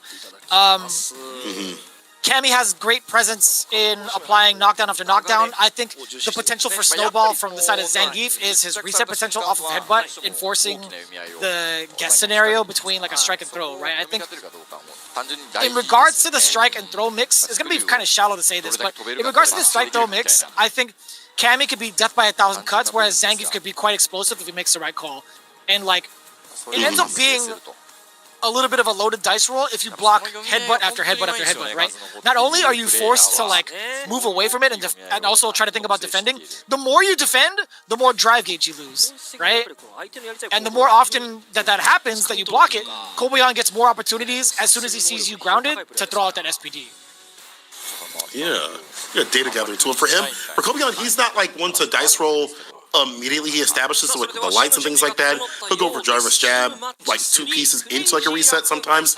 But he's willing to play that up to that point, death by 1,000 cuts, into like the explosive damage. He's really more like footsie-based sort of a player when it comes to this approach with the Geef. We'll see if he can take on the likes of Kazunoko and clip those wings if Mans gets aerial. Drive rush, oh, the hell stab, but it's blocked out here from Kazunoko. And talked about that heavy kick. Right back at him with the fierce though.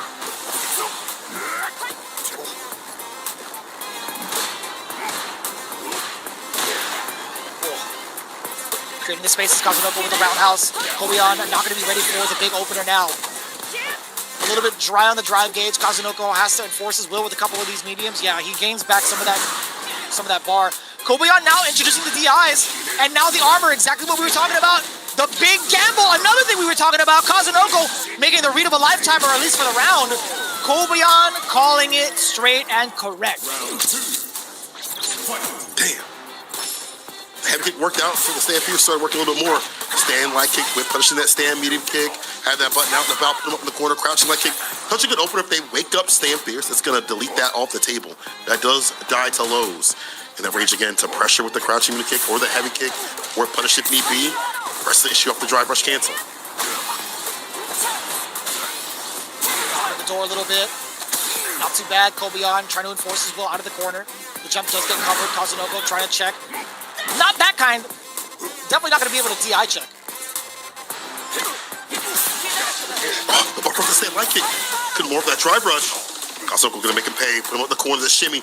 No full follow-up to finish off the job. And resets with the headbutt, as you mentioned. Kills the drive gauge. The stomp to say nice and close. OD Lariat. Did he block it out? He blocks out the spin drive smash. Level 1. Drive rush on in there. You're going to have to, right? The interruption! Kazunoko calling it right with the crouch jab. Kobeon trying to find a delay. Careful, she still got bar. No impact just yet. Blocks out the jump, but not the back medium right after. Kobeon gets opened up with the option. Round around, though. Excellent work so far from Kazunoko, escaping the corner. Back-to-back fierces coming in from Kobeon, already in prime shape to actually catch Kazunoko and possibly throwing out longer recovery normals, or like uncancelable normals, right? Fierce again. Represent that distance, the crouching light kick. Hits it with the headbutt. Carter trying to leave and do something. Oh yeah, level 2 coming through. Oh, the frame kill to get the first dynamite. No, level 1, excuse me. Even more optimal to get done. Damn.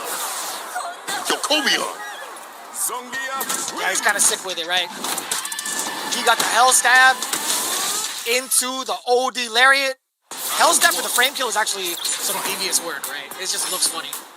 But yeah, he was already primed up and proper for the level 1. So sick, man. Yo, Kobe on, man. We optimize this character as well. And the footsie game he's running is insane right now. Forcing out the ODDP, forcing out the expenditure from Kazunoko.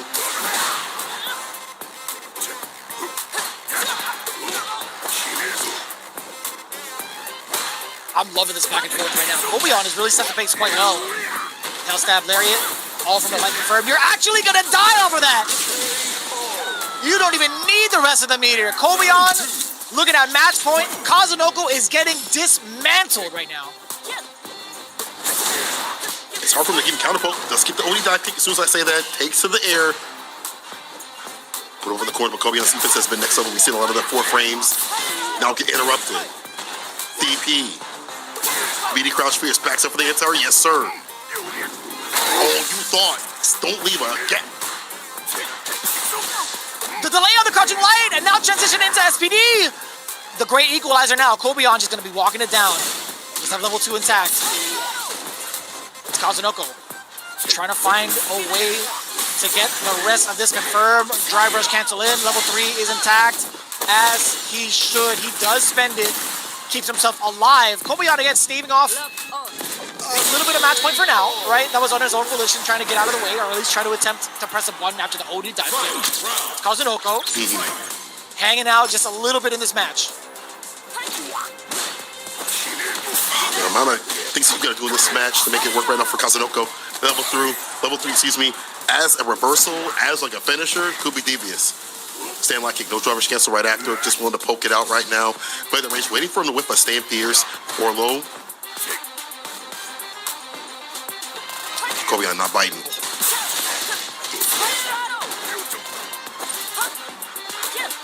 Backing away, pretty weary of Kobeon's movements, or at least options on wake up. Oh my god. Oh, that was clutch. Yeah, he knows, as you mentioned. He sees what's at the bottom. The bar. Oh, wait a minute! Use it now. My man got baited. Boom. Driver's time. But the wake up is Kazunoko doesn't give a damn. My man did standing light kick on wake up. He's like, I don't give a damn about your CA or your drive rush. That was cool. That was fancy. But check this out. Real good work there. Now watch this stand light kick on wake up. No fear in his heart. And honestly, Kobeon's the type to hit the brakes a little bit, wait and bait. We saw him bait ODDPs and other buttons and things like that. This time, stand light kick came through in the clutch on the wake up, understanding I can play this button. He's not gonna go for a bigger button right here or stand fierce or whatever it may be at that level 3. Man, but still, very close game. Very, very close game. They are calling a timeout right here. There are just a few things I feel like Kobeon needs to do. Yeah, you're right. It's a bad early one to call a timeout for, right? First game? Like that? My man is hogging it for himself. He's like, I need this more than you guys. You don't understand. I gotta face off against Kazunoko. He put his hand up. He was like, guys, I need this. I need to talk to my team. Let me take this, right? I hope they understand that it's only one. Yeah. You only get one. Yo, teacher, please help. You know what? Here's the assistance there. I feel like there was a moment where he backdashed and Kazunoko was still there. Obviously, this is foresight, but he could have level 3'd at that point. There was a moment when he was in the corner. Defensive level 3 would have probably at least given him at max, or minimum, the lead. At max, probably would have killed that moment. But again, it's hard to call because it's Kazunoko Giving so many different looks on the dash up, crouching light kick, jump back heavy kick, and stuff like that. So many different looks that he's doing on wake up. They're not reversals. They're not just like straight up reversal buttons, like OEDP or whatever. Excuse me. Wait. So Real quick question. Wait, level 3 in what instance? Because we did see the level 3. We did see critical art from the side of Kobion, like towards the end, right? Like, before that happened. So there was a moment that was before that level 3 had happened that he could have got a huge lead from there because he was already caught up in the corner. It was the first time he got caught up in the corner in that round. He could have hit level 3 because he did the backdash. I thought that was coming through. I thought he was going to read backdash into level 3 against a button from Kazunoko, and Kazunoko was still in front of his face. But again, that's like a high sight thing. You know, he didn't use that level 3 a little later on, but he could have got the lead from that in that moment. And I thought that's what the backdash was to read the level 3. But again, that's a hindsight, and that's the other difficult part is Kazunoko is making it so ambiguous. It's not just wake up ODDP. It's wake up stand light kick, as you mentioned. It's wake up buttons. It's wake up jump back heavy kick. It's like, yeah, you could get that to land, but this dude's doing a million different things on your wake up, on his wake up. How do you know what he's going to do? Yeah, I think it's a little bit more of a dice roll to do it in that instance. If Kazunoko's not really like shown any sort of signs of like readability, there's no like telegraph things that Kazunoko's been throwing out there for Kobion to make that executive decision. Because if you, let's say he does go for the dice roll and it whiffs, right? Like he's automatically dead. Right? How do you load your chances up to be less predictable with level 3, right? Yeah. So I guess the question is, how do you get to that point where your chances are loaded in your favor now? Like for Kobe, in terms of like the reads, in terms of like the understanding, it's hard. Kobe doesn't have the lead right now. Score with the stand fierce.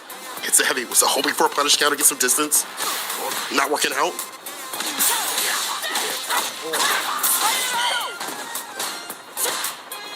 Kazunoko going to be backing off, right? He doesn't have enough to get like a single hit confirm into the drive rush. Now he does, but he's still going to be backing away and getting some more of that drive gauge back, right? He wants to play a resource game rather than an aggressive game.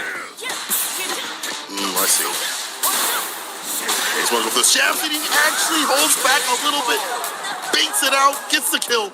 Kobion. That was clean. That was absolutely dirty. Pull it forward though. What's the corner?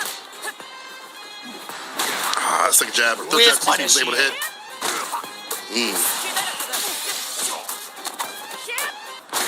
Damn. Pretty brave on some of these lights. The immediate check against the drive rush. Not going to go for level 3. Doesn't really need it just yet. Uh-oh. What happens if Kobion makes the comeback? He's going to regret it. Very close to match point inside of Kazunoko. I mean, with the way he has his life feed, it might just be, again, immediate check on the drive rush. Kobion trying to Street Fighter 6 his way into victory. Kazunoko says, no, I've played every Street Fighter, fam. Played damn near every game. I'm loved by all fighting games. They love me back. I have no enemies. Perfect parry, though. Kobion keeps a nice close after this command throw. That smash gets a headbutt right after OD Laureate. Oh, the drive gauge. The drive gauge. Plays a little bit looking for a reversal. Kobion not giving anything at all. Excuse me, Kazunoko. He's going up in the corner, though. Kazunoko. That defense, like, can he find a low confirm? He's hunting for it. He's looking for it, but don't whip too much. It's tough right now. Kazunoko being stuck in this corner, too. A lot of the trades are going to be in favor of Kobion. Dash up! Counter hit! That's going to be ulti road! What a way to weave against the timing of Kazunoko. That was mad smart. He was so ready to dash up in Kazunoko's grill and come in with one of the faster normals in his arsenal. That hell stab as a counter hit was so imperative. 7 frames to catch Kazunoko slipping? Kobion might be the GOAT! Oh, he's definitely the GOAT. To use your character like this, we saw it before, the hell stab as a frame kill, and now we see it as a counter confirm. To use your character like this, in moments where people don't expect, for certain moves that people don't expect, insane. That's a real key player right there. Nemo, you made the right choice. But honestly, I mean, like, that timeout was definitely worth it. They definitely found a way to weave himself in throughout the litany of buttons that were coming through from Kazunoko and not getting opened up low, which is obviously a big thing. You take it back from outside the corner. You don't get your pressure anymore if you have him up in the corner. But we did see a lot from Kobion to, like, stress Kazunoko out for these bust outs. The headbutt, and he did, like, the 2-piece, and he just waited and let Kazunoko hit the ODDP. He's like, cool, spin your bar, put yourself in burnout, and give me the kill. There are some good moments. I like the jump backs and things like that, but when Kobayashi is kind of walking down, not exposing too many buttons right here, not just drive rushing up mindlessly, not even mindlessly, I shouldn't even say, but just trying to initiate too obviously to where, he can get caught. Damn, that was so sick. It wasn't even punch. He caught that counter hit of it. This man is...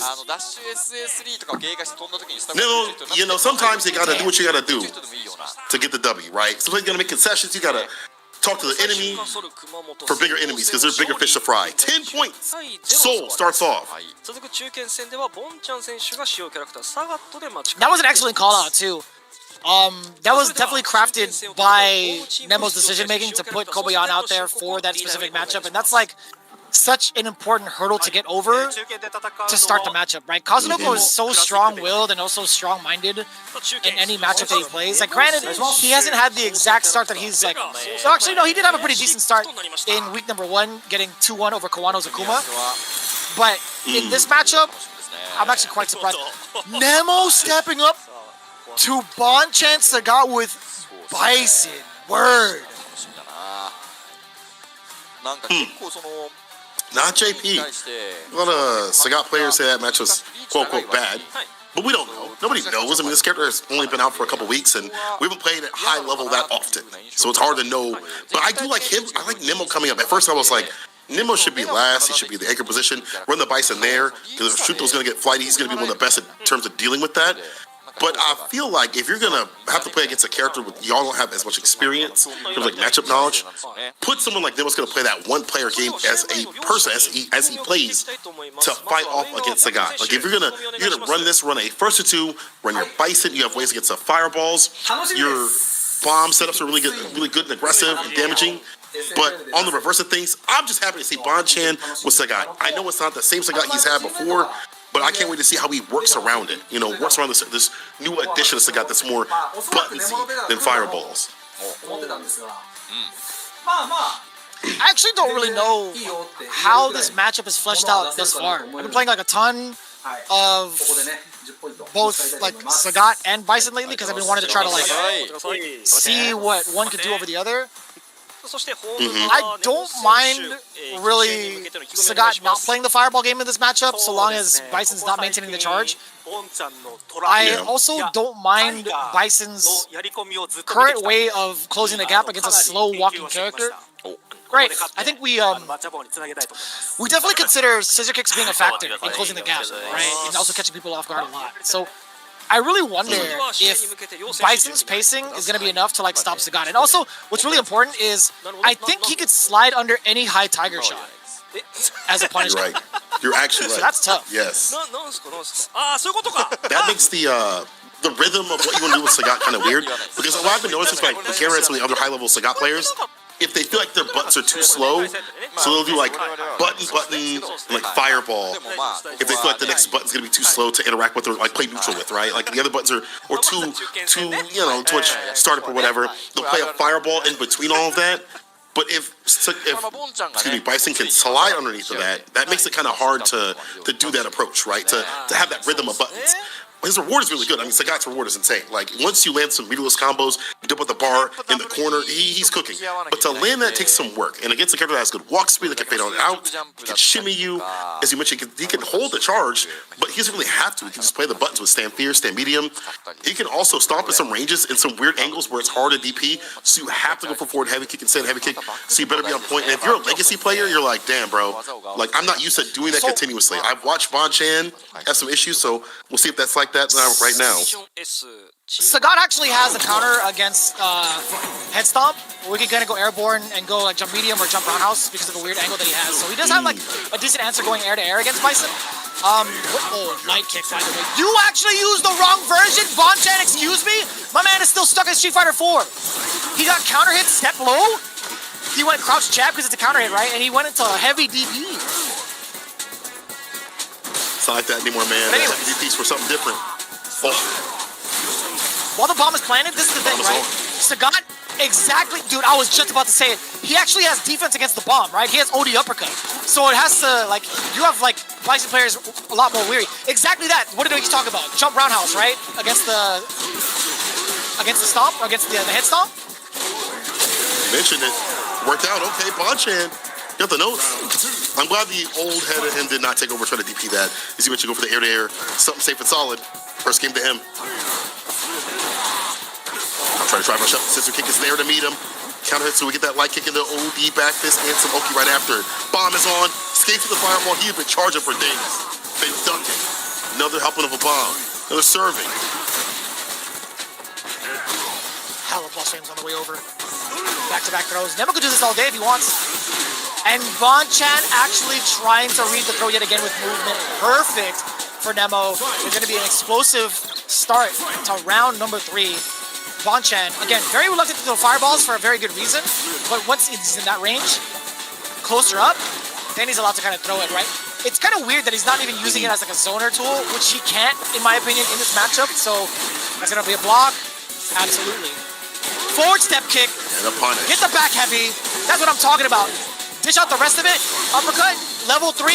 It's not going to kill, obviously, but it puts him in a damn good position so long as Bonchan doesn't put himself in the corner. And he's got plenty of tools to play keep away with this. Oh, yeah, he can. This mid-range is perfect for him. He's just going to walk up and throw. That slow walk speed as a tank. The perfect KO for Bonchan. That's the threat. After that happens, there's so many things he can do. Stand medium kick. He can low shot if he wants to. It's kind of dangerous. He might get jumped in. But there's so many tools. He got stand fierce, crouch fierce, a litany. So that walk-up don't happen for that reason. First game here at Bonchan. Raw sweep off the feet works out. Nemo trying to get that throw. Oh, sweet. There we see, once again, it's talked about, under the fireball. Plus frames, maintaining the pressure.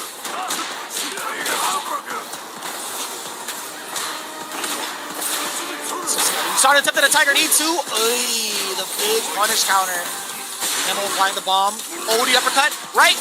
Live by the sword. Die by the sword. And Nemo forcing Bonchan to make a grievous error.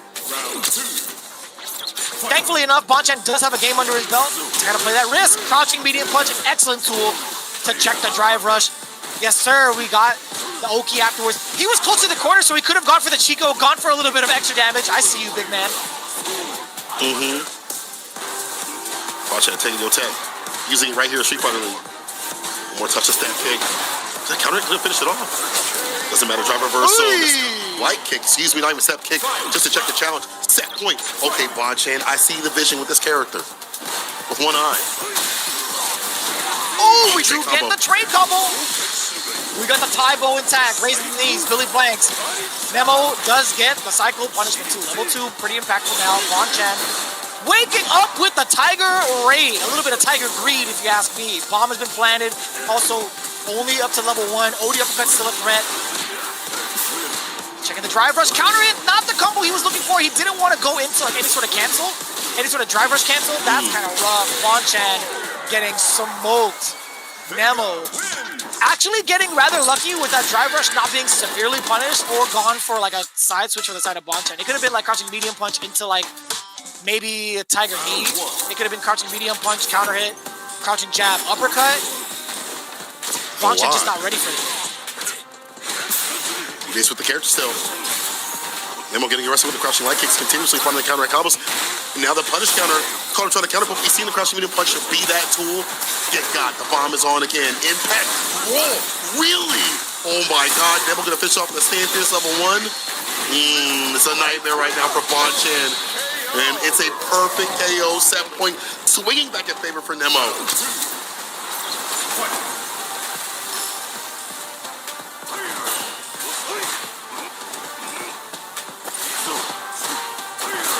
Rush on in. Let's check the low Tiger shot. I couldn't even tell if that was plus. I didn't see the screen shake, but that was just probably me. Yeah, I don't know if it was. He didn't take against him regardless, though. No shot. Stand light kick right after. He trying to drive rush up. That button is ready. And maybe thought the fireball's coming through. Caught him ducking. I mean, it's going to be happening a lot, trying to charge him against the fireball. So I do like that he's recognizing that, taking his plus frames when he can. The sweep is able to land. That burns him out. Closer and closer towards the corner. Not where you want to be. Reversal jab. The trade.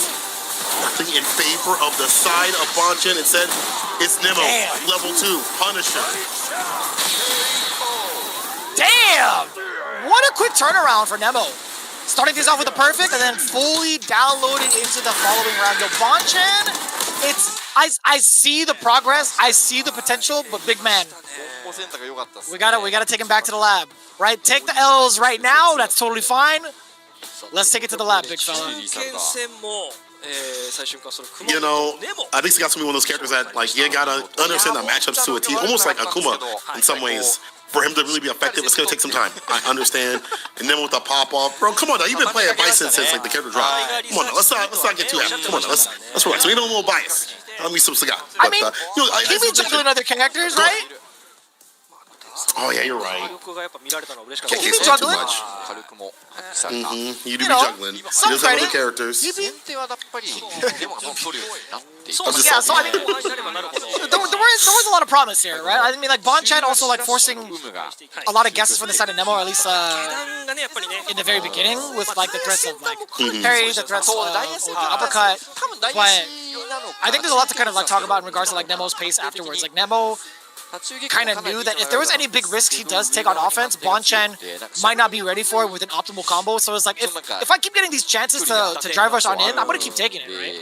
いや難しかったです Oh yeah. 内野手 The sweeps and things like that too as well. They went unpunished. You know, I feel like again, you notice that the person's new with the character, or you know the character's new. You're gonna take this more often than not. So 20 so far for Sashun Kan Sokomoto.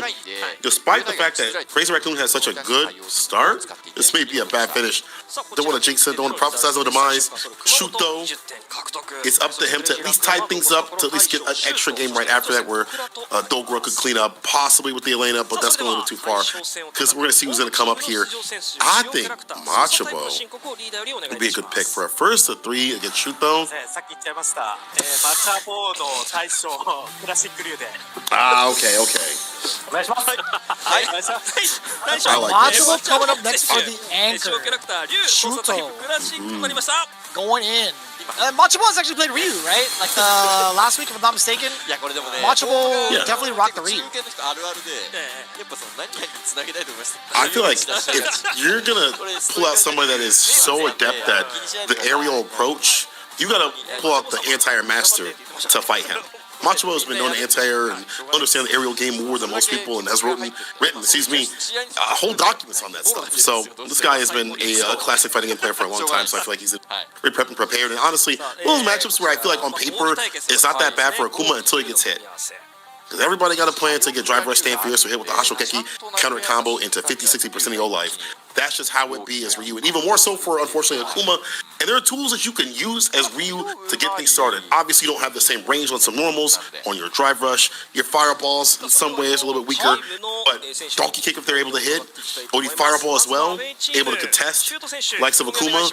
And again, this man's good on the anti-air. So I think that Demon Flip game is not going to be as strong as per usual. You just have to switch it up. ずっと延長戦で試合したいな Ryu's definitely got some decent range. He's got a pretty extensive roundhouse. He has like the Shoto Fierce. I think it's in different ways he has range. 小倉さん試合できますよ He has some obnoxious tools, exactly like you were talking about with like donkey kick, right? Like he'll have similar tools. It may not be as blatant, but he's definitely got some range to him. I think the biggest difference between Akuma and Ryu is the potential corner carry and damage output based off of resources spent. Like Akuma could do a lot more damage in corner carry without the meter in comparison, or at least with meter less spent in comparison to Ryu. But if Ryu does get a single hit, it does hurt, right? Like mid-screen, corner, etc. So there are some like pretty blatant differences between the two. はい頑張ってください I'll give that. Ryu definitely got the stand fierce. Definitely forgot about it too. His crouching kick is pretty long too as well. 8 frames, but still got a lot of range on it, so I can't forget about that. You're right. He does got the distance to fight this character. I'm almost certain they have the same exact range for low medium kick. I might be tripping, but I want to see like I'm gonna check out like I'm gonna check out where the actual hitboxes are both. I know there's a website that actually shows you the number of the ranges, so I might actually be tripping. You might actually be right on that. I might actually be tripping. I know Ryu is long as hell though, because that one simplified me because I was like. Pause. The animation doesn't reflect. It doesn't reflect the crouching medium kick at all in terms of like the range. Like I know he juts forward, but it's a lot longer than what it looks like.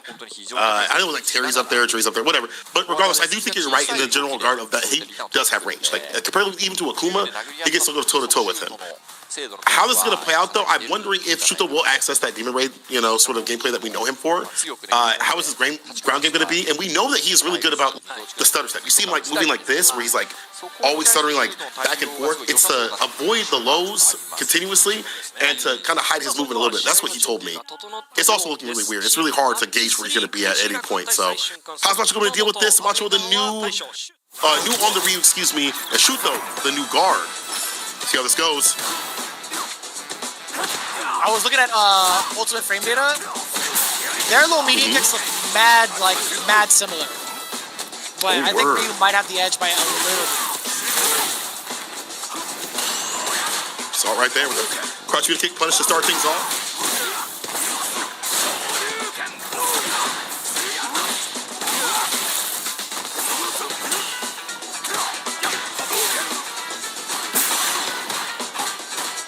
Already into burnout is Shuto. Does get the punish counter. That's -4, so still within range.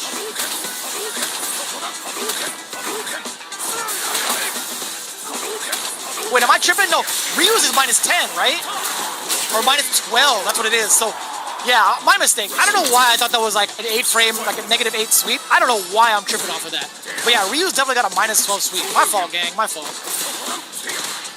That's early, it's all good, it's all good. Macho taking the first round so far. Whip punish there. Don't get, you're too close, and honestly, that's way too negative. Able to take advantage, get the throw right after. Drive rush overhead. Not a lot of bar spent just yet on the turn for ducking out the damage. There's a stand piece. Okay, that does got range. Never mind. Let me never down the character again. My mistake. Yo, watch the bar. Watch the health and the drive gauge. One more interaction. Oh! Caught him by surprise. Yeah, Machibo's got so much to work with right now. Shuto trying to climb up that mountain. He does have level 3, so he can make it happen. But not without drive gauge, I would imagine. Ooh. Oof. Counter hit again! Level 2? More than enough. Damn. My man Shuto is efficient with meter. Down to this. Shuto a little bit more bar in his pocket. As you mentioned, getting better about utilizing the bar. Canceling for like drive rush conversions and things like that. Taking some shimmies off. Macho not biting though. Stand fierce and a donkey kick. Meterless for the corner carry. Wakes up with that stand line kick. And it's like, but no, again, no bite. Macho is not going to go for no throw, no reversal. They're just still pressing the issue. Damn, the punish counter. We started to play footsie. Did you see that? Back-to-back light kicks being shown off from both ends. Shuto coming out on top. What looked to be very much so in Machibo's favor, just based off the pace. Really turns around from Shuto. And I'm liking that adaptation. Shuto also playing a lot more grounded base, which again, he understands the risk that could happen. I guess not only like a story player like this, but if you jump long, jump medium punch, and the big lead up, able to find these confirms, and again, keep the bar up as much as possible, be able to get the win. Not overextending right now at all, just backing up right upon that forward fierce. Drive reversal offensive style. Fill up in the corner for a while. And immediate overhead. Perfect parry, can't go for seconds. Don't want to die it. Side switch DP. Yo, crouching heavy punch. Yo, I'm back-to-back punishments again. Now into the throw. You could get the burnout. DI, ain't no way he's going to spend that level 1. Machibo getting away scot-clean. What a delay to use crouching heavy punch and catching the counter hit against Shuto. That's knowledge, and it's optimal. That's about the combos. Toss it towards the corner. Oh, he went for the throw instead of going for the button. He had the counter combo. Shuto fighting back. A bit deep in the guillotine, delays the crouching kick, but no conversion right after, though. I think proper, at least. Oh, too far for the sweep. Ooh. Perfect parry. Not going to go for the back throw. Instead, the roundhouse. Oh, the delay. That could have been so much worse for Machibo. And you know what? Shuto, he's going to run with it. Level 2. This is looking so similar to game 1. Shuto is on fire with these very, very big second chances. Yeah, that's kind of the biggest thing right now is like Machibo, if he commits to a button right after these sequences, he should kill Shuto. He's going for the throw, not committing. See if he does now. Forward empty throw, 1 kick. ODDP for the reversal. Shuto, that return over C. Driver's adamant fist on him. Trying to press that button. He knows that he's good on those reactions. Typical stuff for the Kuma player. That level 2 is all juiced up too as well. Get him towards the corner. Safe jump set up. Even with the bar, he might be able to actually kill. Possibly, right? I mean, with level 2, he doesn't have enough drive gates to go into level 3, but it's still down to 1 hit for both players. Machibo sitting on level 3, by the way, too. Had to keep it safe as Shuto, very expensive at that, but a single hit confirmed still so dangerous. You see the buffers from Shuto. Fireball is not going to be on the table for Machibo, except for OD. Oh, so close. You saw the start of a Fireball. Shuto's not fast enough. Machibo, what a call out. So scary and so dangerous. Machibo said, I'm quick with it, I'm quick-witted. This man timing the fireballs perfectly. Well, Shuto couldn't even get one out. But whipping in the night. We're getting any advantage. No sweep at all. I stand like he's able to whip punch that crouching medium kick. Now Machibo with the bust out. Maybe been one of the first ones we've seen thus far. Might be wrong. Forward, fierce, neutral jump. Knew he was going to come through that distance off the backboard. Okay, combo heavy hit Tatsu, of course. You're up in the corner. Walk up throwing the recovery. Strong start for Shuto. And a huge side relief to reset. Machibo getting mauled up in the corner. You thought the overhead was coming. Machibo with the great reactions and intuition to go for the low medium kick to stop their drive rush delayed. Adamant fist getting blown up. Meaty fireball. Let me get that pro.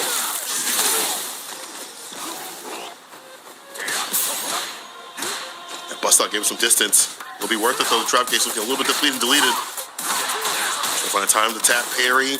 Tatsu after the low. Empty nothing. Really, the sweep and Machibo taking advantage, and they'll get the punish, they'll get the throw. Defense is breaking down Machibo. Adding game to game, round to round, but he is looking on fire. All momentum shifted back in his favor. It's kind of rough, man. Trying to go for that sweep in that fashion. Nobody killed. Overhead, taste of your own medicine. We get the target combo charge to the Denjin. Still maintaining the Denjin could be a little bit problematic now. Shuto is one touch away from death.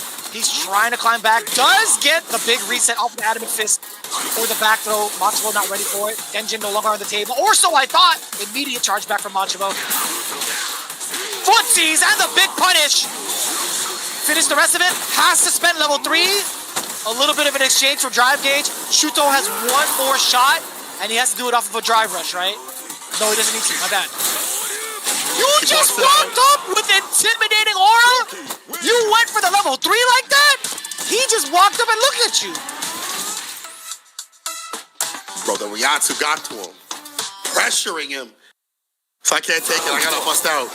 He was hoping to kill with that super, but man, walk up, block, and drop. Shuto. Game point. So I want to see Dogwork play. For Fierce and Tatsu, of course, up in the corner. Making these moments count is the name of the game here for Shuto. As I say this with DP, trying to play a button, got busted on out with the ODDP. Oh, back walk. Out of there. No drive rush, perfect parry after the driver jab, nothing there. Visual signs of frustration from the side of Machibo, by the way. Yeah, he was pressing buttons where he's not even allowed to. Shuto graciously drops the combo, forgiving Machibo of previous sins. Dude, Machibo has done nothing but whiff those last 3.5 touches, by the way. That is not the Machibo we know. The frustration that Shuto, not even just a cool one, but Shuto can put on. Oh, no! Cross reset working out there.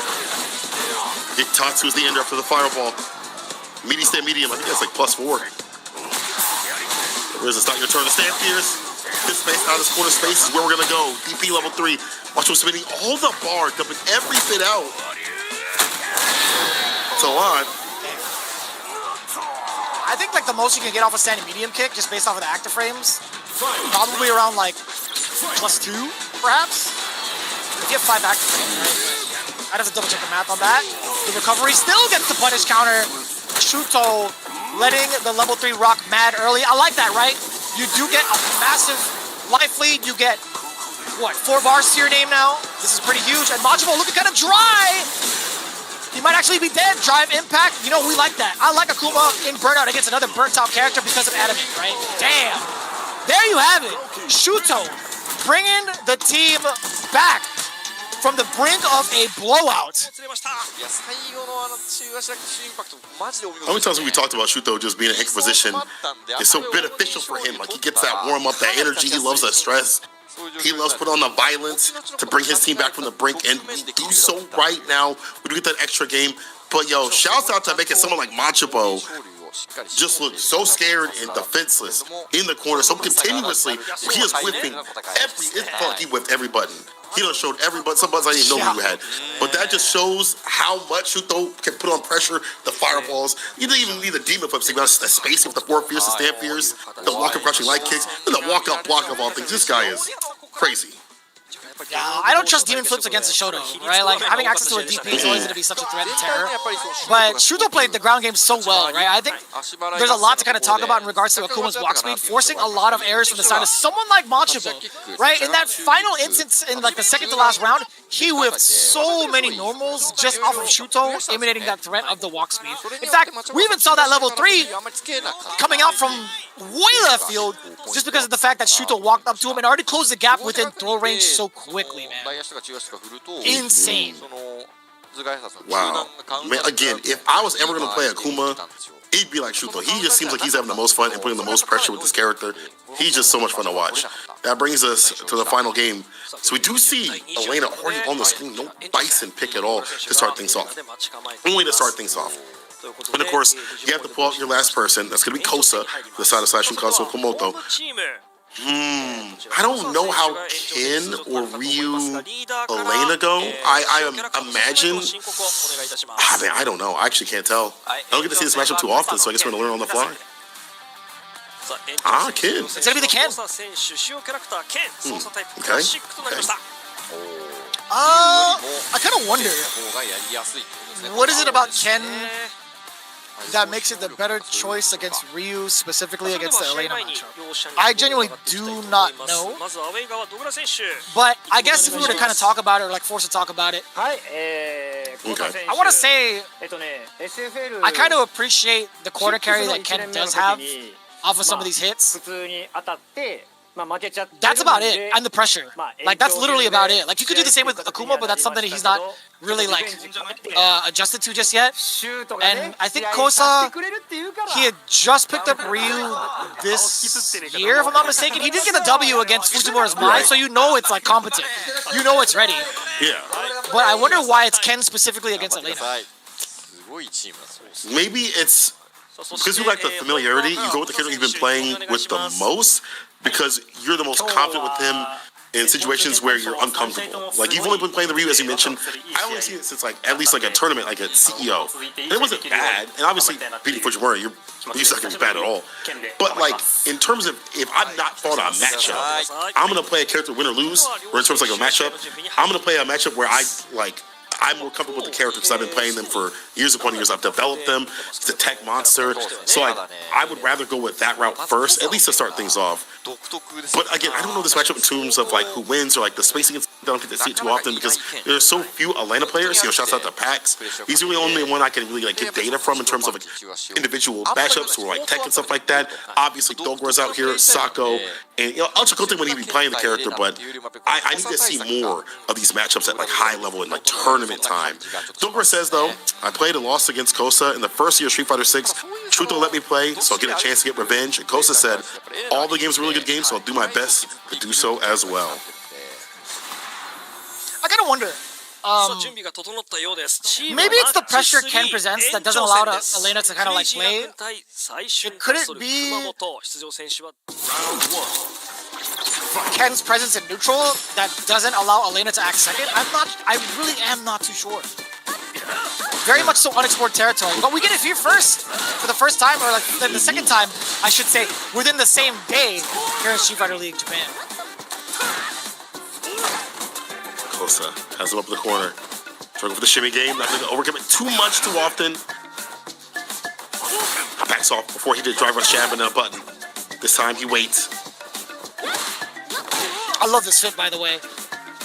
Easily one of my favorite outfits. I mean, I'm a big classic man myself. Like, I love seeing Elena in the classic outfit, but this one actually is so well designed,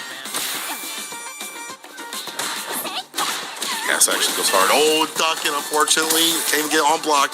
Easy punish, trying to go for the throw right after the Yoki. Gets teched instead. Shimmy finally works out there. Kosa to take the first round. Round 2. Fight. Pretty convincing start from the side of Kosa. Like, what happens if the opponent doesn't swing out with the intentions of, like, trying to bait reactions? Oh, okay, I lied to you. He does get the whiff punish. Dogura absolutely ready. So it's Kosa. Wakes up, gets the target combo, chin buster, side switch.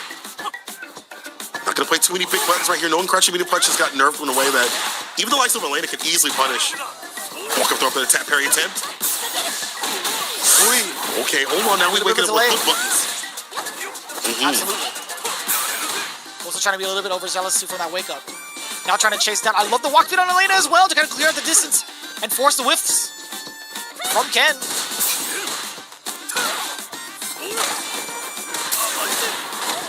Damn, son. You dirty man. That's tough. Low in the DI in the dead. Dogura, he knows it too. Like, he put his hand on his face. He has like a sly smirk on him. He's like, man, I'm not that old, am I? The gray hairs start forming. The wrinkles start forming too as well. Oh, he can't believe it. But honestly, the pressure that Kosa puts on in the corner, you look at the kid's buttons just in general and how Kosa likes to operate, how he likes to shimmy, I feel like it hit people under 32 as well. It's fine. It's fine, Dover. I understand. But, man, it might have to be a switch to Bison. I feel like at least Bison can run the neutral with this character a little bit more effectively, and the reward that Bison gets is a lot more obvious and ominous. He puts the bomb on, it's a win condition, he goes from there. I feel like you can contest in the neutral a little bit more confidently as Bison, at least from what I've seen and what I've played at least too as well. I feel like Bison can go toe-to-toe a lot more in the neutral, more effectively. And drive rush a lot more. You know, drive rush jab, drive rush medium, those are going to be more effective things than what Elena might do in terms of her drive rush pressure. やっぱり歩きちゃんの方が上手かったっていうのが多分あった。 Elena can do all that. Yeah. Also, I think she has like the capability of doing so, but I think she's just so she's so like drive rush cancel reliant for a lot of like the corner carry stuff, in my opinion. So I don't really see a lot of Elena's trying to do like big drive rush forward into like normals to initiate. Yeah. I think she saves that meter. Like, she's so hungry for meter to get like big conversions into the corner carry most of the time. But we'll see. I do agree with like Bison being able to kind of like play the Street Fighter 6 game of drive rush into whatever button to catch people off guard, or even like drive rush scissor kick, right? I'm not too sure if Elena has those type of capabilities as well in terms of like being able to stop the drive rush checks, but either way, Dogura opting to go for the timeout. Very imperative that he does so because the team does have one. Keep in mind, Kosa, he was rocking Ryu last week. He got the big 2-0. Coming back to the Ken now in the extra match. Looking still pretty lucrative. Finish it off. Trying to find actually overhead not happening. All drive rush jab. Again, the stand light kick had the counter, but nothing. No follow-up, no Jinrai. The counter this time, though, MVP saves the bar, goes to the Oki. Another shimmy, the back step of the stamp Fierce. Try to go for it again. This time, not on time and full, but he still has him right where he wants him. Yeah, big punish counter against the sweep. This is looking way too well-informed from the side of Kosa, but it could also be that Dogura is just ill-informed, piloting the character like Elena. That's true. So looking very, very confident right now. He's played together for so long, he's developed him. All right, we get the shimmy though. Rhino horn, scratch wheel. Jumps back, but ODP was there to meet him. Eats some damage. Oh, I got a reversal too.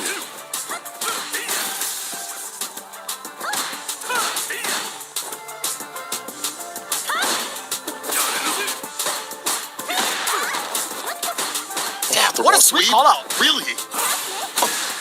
Does it again. Do get the drive rush option select. Overhead. No conversion off of that. It wasn't meaty enough. Scratch wheel still being able to reach the distance and also the walk speed in combination. Not too bad. Dogura still staying alive within this game. So a lot more effectively. And again, as you mentioned, not seeing a lot of that. I'm going to drive rush up, initiate pressure, just trying to walk down, trying to find the head confirm into a drive rush DRC cancel.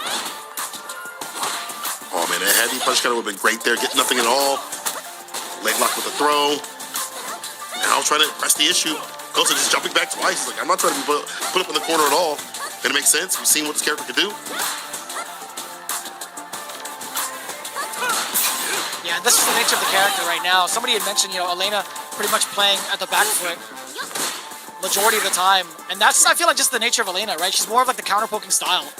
I don't think she's really one to initiate. Her normals aren't really like meant for that. She could kind of poke away from further distances, I guess like single hits, but nothing impactful. Hence why Kosa is still able to get so much out of this. You're out of range for some of these overheads, and you eat a fat whiff punish. Dash up the block, smart guy go for the OD fireball. That could have been impossible. Bust out with the super. Raw sweep works out. Drive impact again. Are you kidding me, Kosa? Respect your elders. Come on, bro.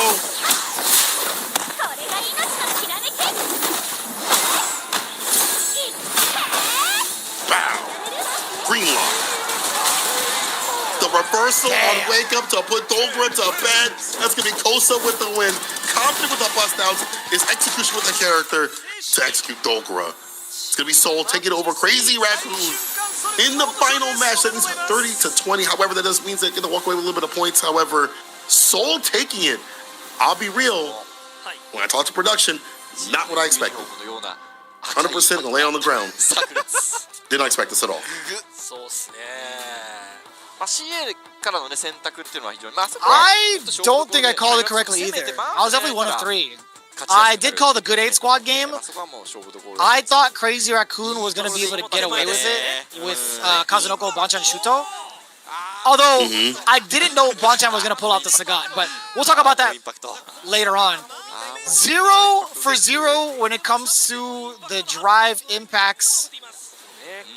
Actually, that should be 0 for 3. Well, he didn't utilize any of it, right? So...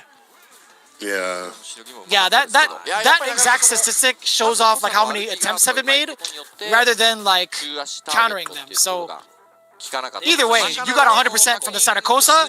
That's the only number you need to know. The fact that Kosa got away with it twice, that's enough. 2 games straight for Kosa, 30 points. For Saishun Console Kumamoto, not too bad for Crazy Raccoon though. It still keeps him in the running within top 3 if I'm not mistaken. But I think this, I want to say, propels Saishun Console Kumamoto to the first place by 10 points. Wow, early lead. This is so cool though. It's so hard to call who's going to win in a good way. That means every match gets to be one of those where you just don't know. Sometimes, maybe back in the day, you'd be like, oh yeah, this guy's going to win, or this team's going to win, or whatever, they're going to beat them like 30-20 or 30-10, excuse me, and be mostly right. But nowadays, especially like with the past couple of years, it feels like it's way more ambiguous. And this year, the fact that we've 1 and 3 right now is kind of wild, considering we're doing so much study on who's coming up and the players. But exceeding expectations is such a good thing out here. You know, some of these players, you know, playing way better than what you might think. Like Kosa even going to the Ken was not something I was expecting. I thought, honestly, even though he'd be more comfortable with the Ken, I thought he'd just go with the Ryu. Like I thought, oh, let's play Ryu. I already played Ryu out here in League. Why not keep that up? But going for the Ken was definitely a different pick. And we're all getting the interviews out here. Kobion, the first game with Kazunoko was really hard for me. I know he does great against Zangief, which we did see, but Kobion was able to bring it back and make... We saw some panic after like that sweep. You saw him play the Hell Stab and catch the button right after. Very smart stuff to not get too pressured up in the corner. Again, great pick for Nemo to pick up Kobion. I never thought he had it in him to pick a Zangief player. But it does mention that Kobion having that practice to get that 1W against Kazunoko is pretty impactful, right? Because Kazunoko has had a pretty good long-standing like record against some of the awkward matchups that he has to face, and doing pretty damn well also in general for Street Fighter League. So really good work and good carry from Kobion at the very beginning. I will say, kind of harping on the last topic before we got into the interviews, if I knew Bonchan wasn't going to go Akuma, I would have been like, yo, that's a free 10 points. I just feel like his Sagat's not ready. Like, I genuinely knew like his Sagat wasn't going to be ready if he pulled it out, although I didn't know that he was actually going to commit to it. Right? So, had I known that, it would have been a whole different story. But I did have a strong feeling that Shuto was going to be the anchor, and I had a strong feeling that Shuto would have been the one to take out any of the anchor spots. He's just been looking so sharp this year, whether it's Akuma, whether it's Marisa. Bonchan also backing up with the Akuma just makes it that much more of a threat. Kazunoko was a little bit of a dice roll. I think more of a coin flip, more so than a dice roll. So I think that was a little bit rough to kind of perceive. So with that in mind, yeah, and seeing the Sagat pick, I personally don't think Bonchan was ready for it. I just think he doesn't know how to, because he's so ingrained in how Sagat used to be, as he said on the stream so much, it's hard for him to detach certain things. As you even mentioned, like he went for the heavy DP for that counter hit, and that's not the way to play Sagat now.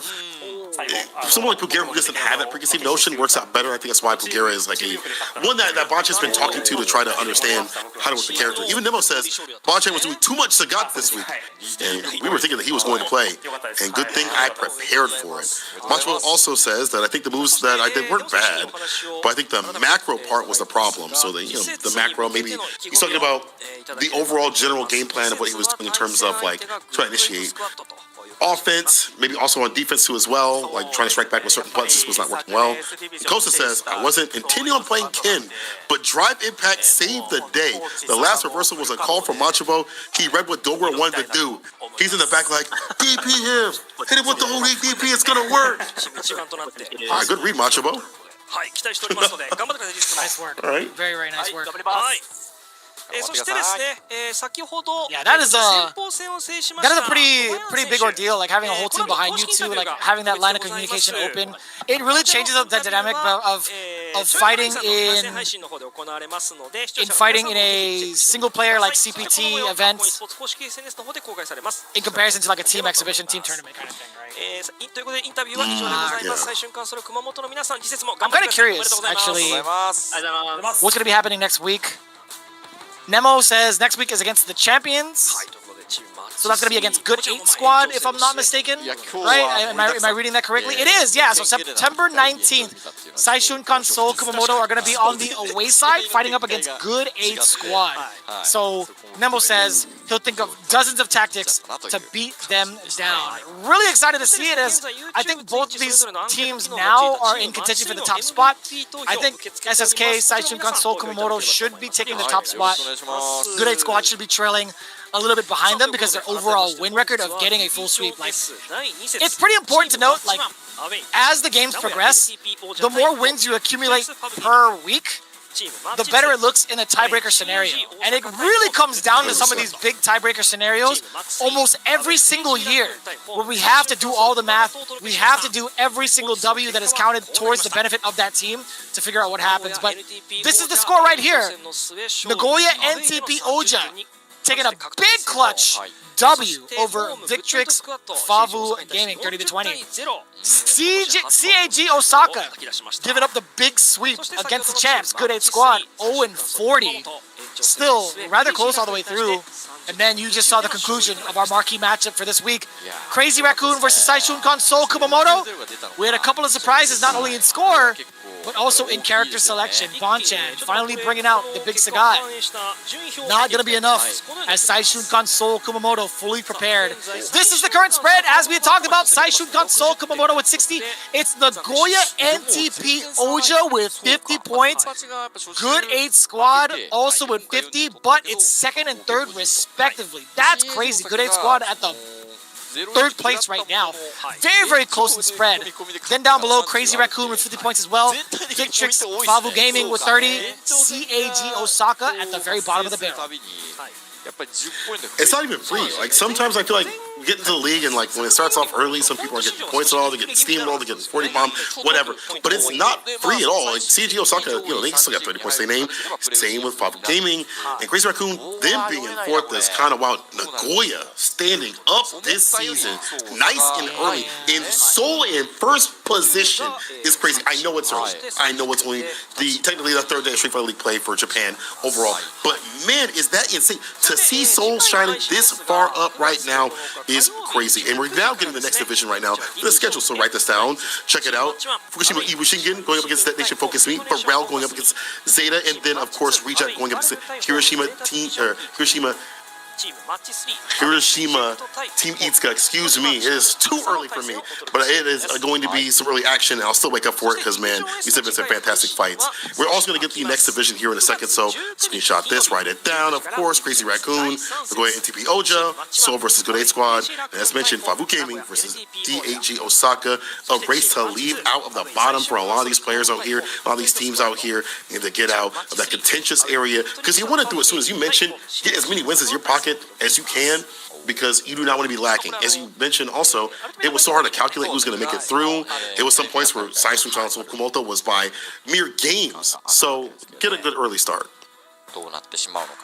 Yeah, absolutely right. You want to make sure every one of these games count. Nagoya NTP Ojo definitely making it count, making it rather close in week number 1. Hence why they're currently in the second place position with the current match spread, right? They actually managed to take it down to a tie ball game and still retain their points. So really, really impressive that the fact that they're in second place. And Crazy Raccoon, big shocker, man, with the way things rolled out this week. Didn't really expect them to see at the bottom, but that's just how it plays out sometimes. Still plenty of weeks to go. A reminder for you guys at home. September 9th, going into week number 2 for Division F. That's the last time we'll see some Street Fighter League before our big major UFA happening in France. You guys do not want to miss it as a big part of the Capcom Pro Tour, hence why we have a little bit of a break afterwards rolling into Division S. You see the difference going in from September 9th into September 19th. The big UFA weekend on the 13th and the 14th, it's going to be so sick to watch. I'm super excited about it. I want to make sure that I stay up in all the DGen hours with each and every one of you. I want to show love to my EU brethren as well to make sure you guys catch all the action. So take a screenshot. This is what the calendar is going to look like. October, super packed, by the way. We got 2 big premieres plus a handful of different World Warrior recaps. Esports, the Street Fighter 6 Esports Spotlight is what it is officially. Yeah, you saw Evo France in October. You see the end of October into November, which is the CPT Asia premiere in Chengdu, China. Then it's back to business. Every single week in November, we're going to have so many games to play of both Division F and Division S. I can't wait for it. I know y'all can't wait for it too. As mentioned, take a screenshot, prepare, because we're going to have so much league action, so much Street Fighter action from the land of Japan, and Warrior starts for them too as well on the 17th, if I'm not mistaken. So catch all that coming up, and start getting your picks in terms of who's going to take it for the league and for the singles tournament. But that's been it for me. That's been it for also Vicious, but we got one more to slide to show you right here. Of course, as mentioned, there it is. The World Warrior, pull it up. Make sure y'all stay up. I mean, you already stayed up for this, so you might as well stay up for this action right here for the World Warrior. The very first one that they're going to be having, I guess, the very first one. That's actually crazy to say. As other people are in their like 4th ones, they're starting their first one right now.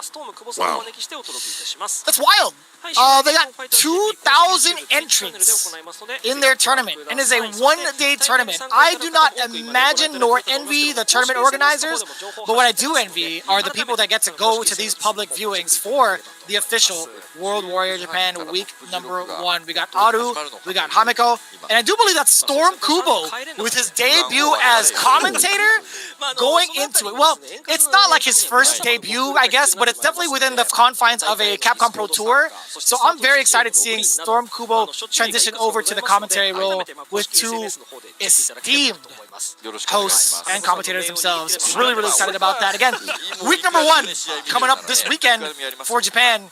You guys definitely don't want to miss out. The actual number is 2,357 entrants. Dear Lord Almighty, that is a lot. That is a full-blown major, by the way. That is nearly half of EVO numbers. Just to remind you, that is actually wild. Well, pretty sick stuff to see all around. I hope you guys enjoyed another week of fully packed action of Division S here at Street Fighter League Pro Japan. We'll catch you guys for the next one happening next week. Thank you guys all. Be safe. We'll see you next time.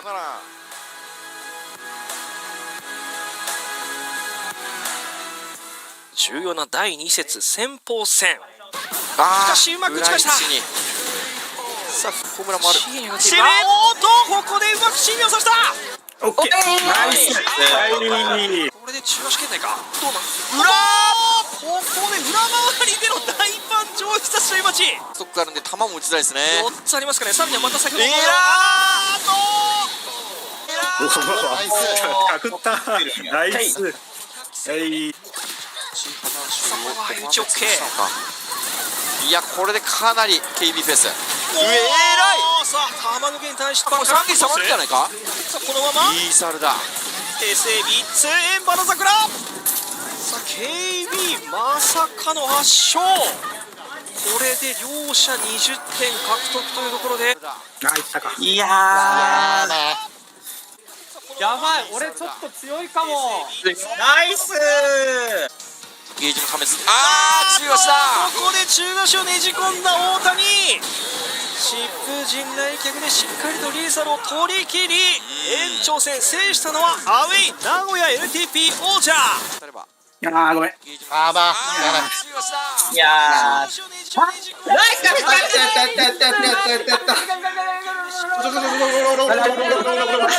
ディビジョン S 第2節チームマッチ 2CAG 大阪対グッドイートスクワットの模様をお届けしてまいります。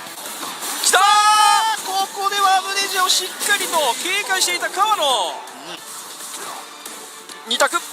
さあここでパリーを釣り出した。うわー2タッチ必要か。うわー OD 最高アッパー。インパクト。さあサハラエータに対して3セット目禁じ手と言えるような画面端インパクト。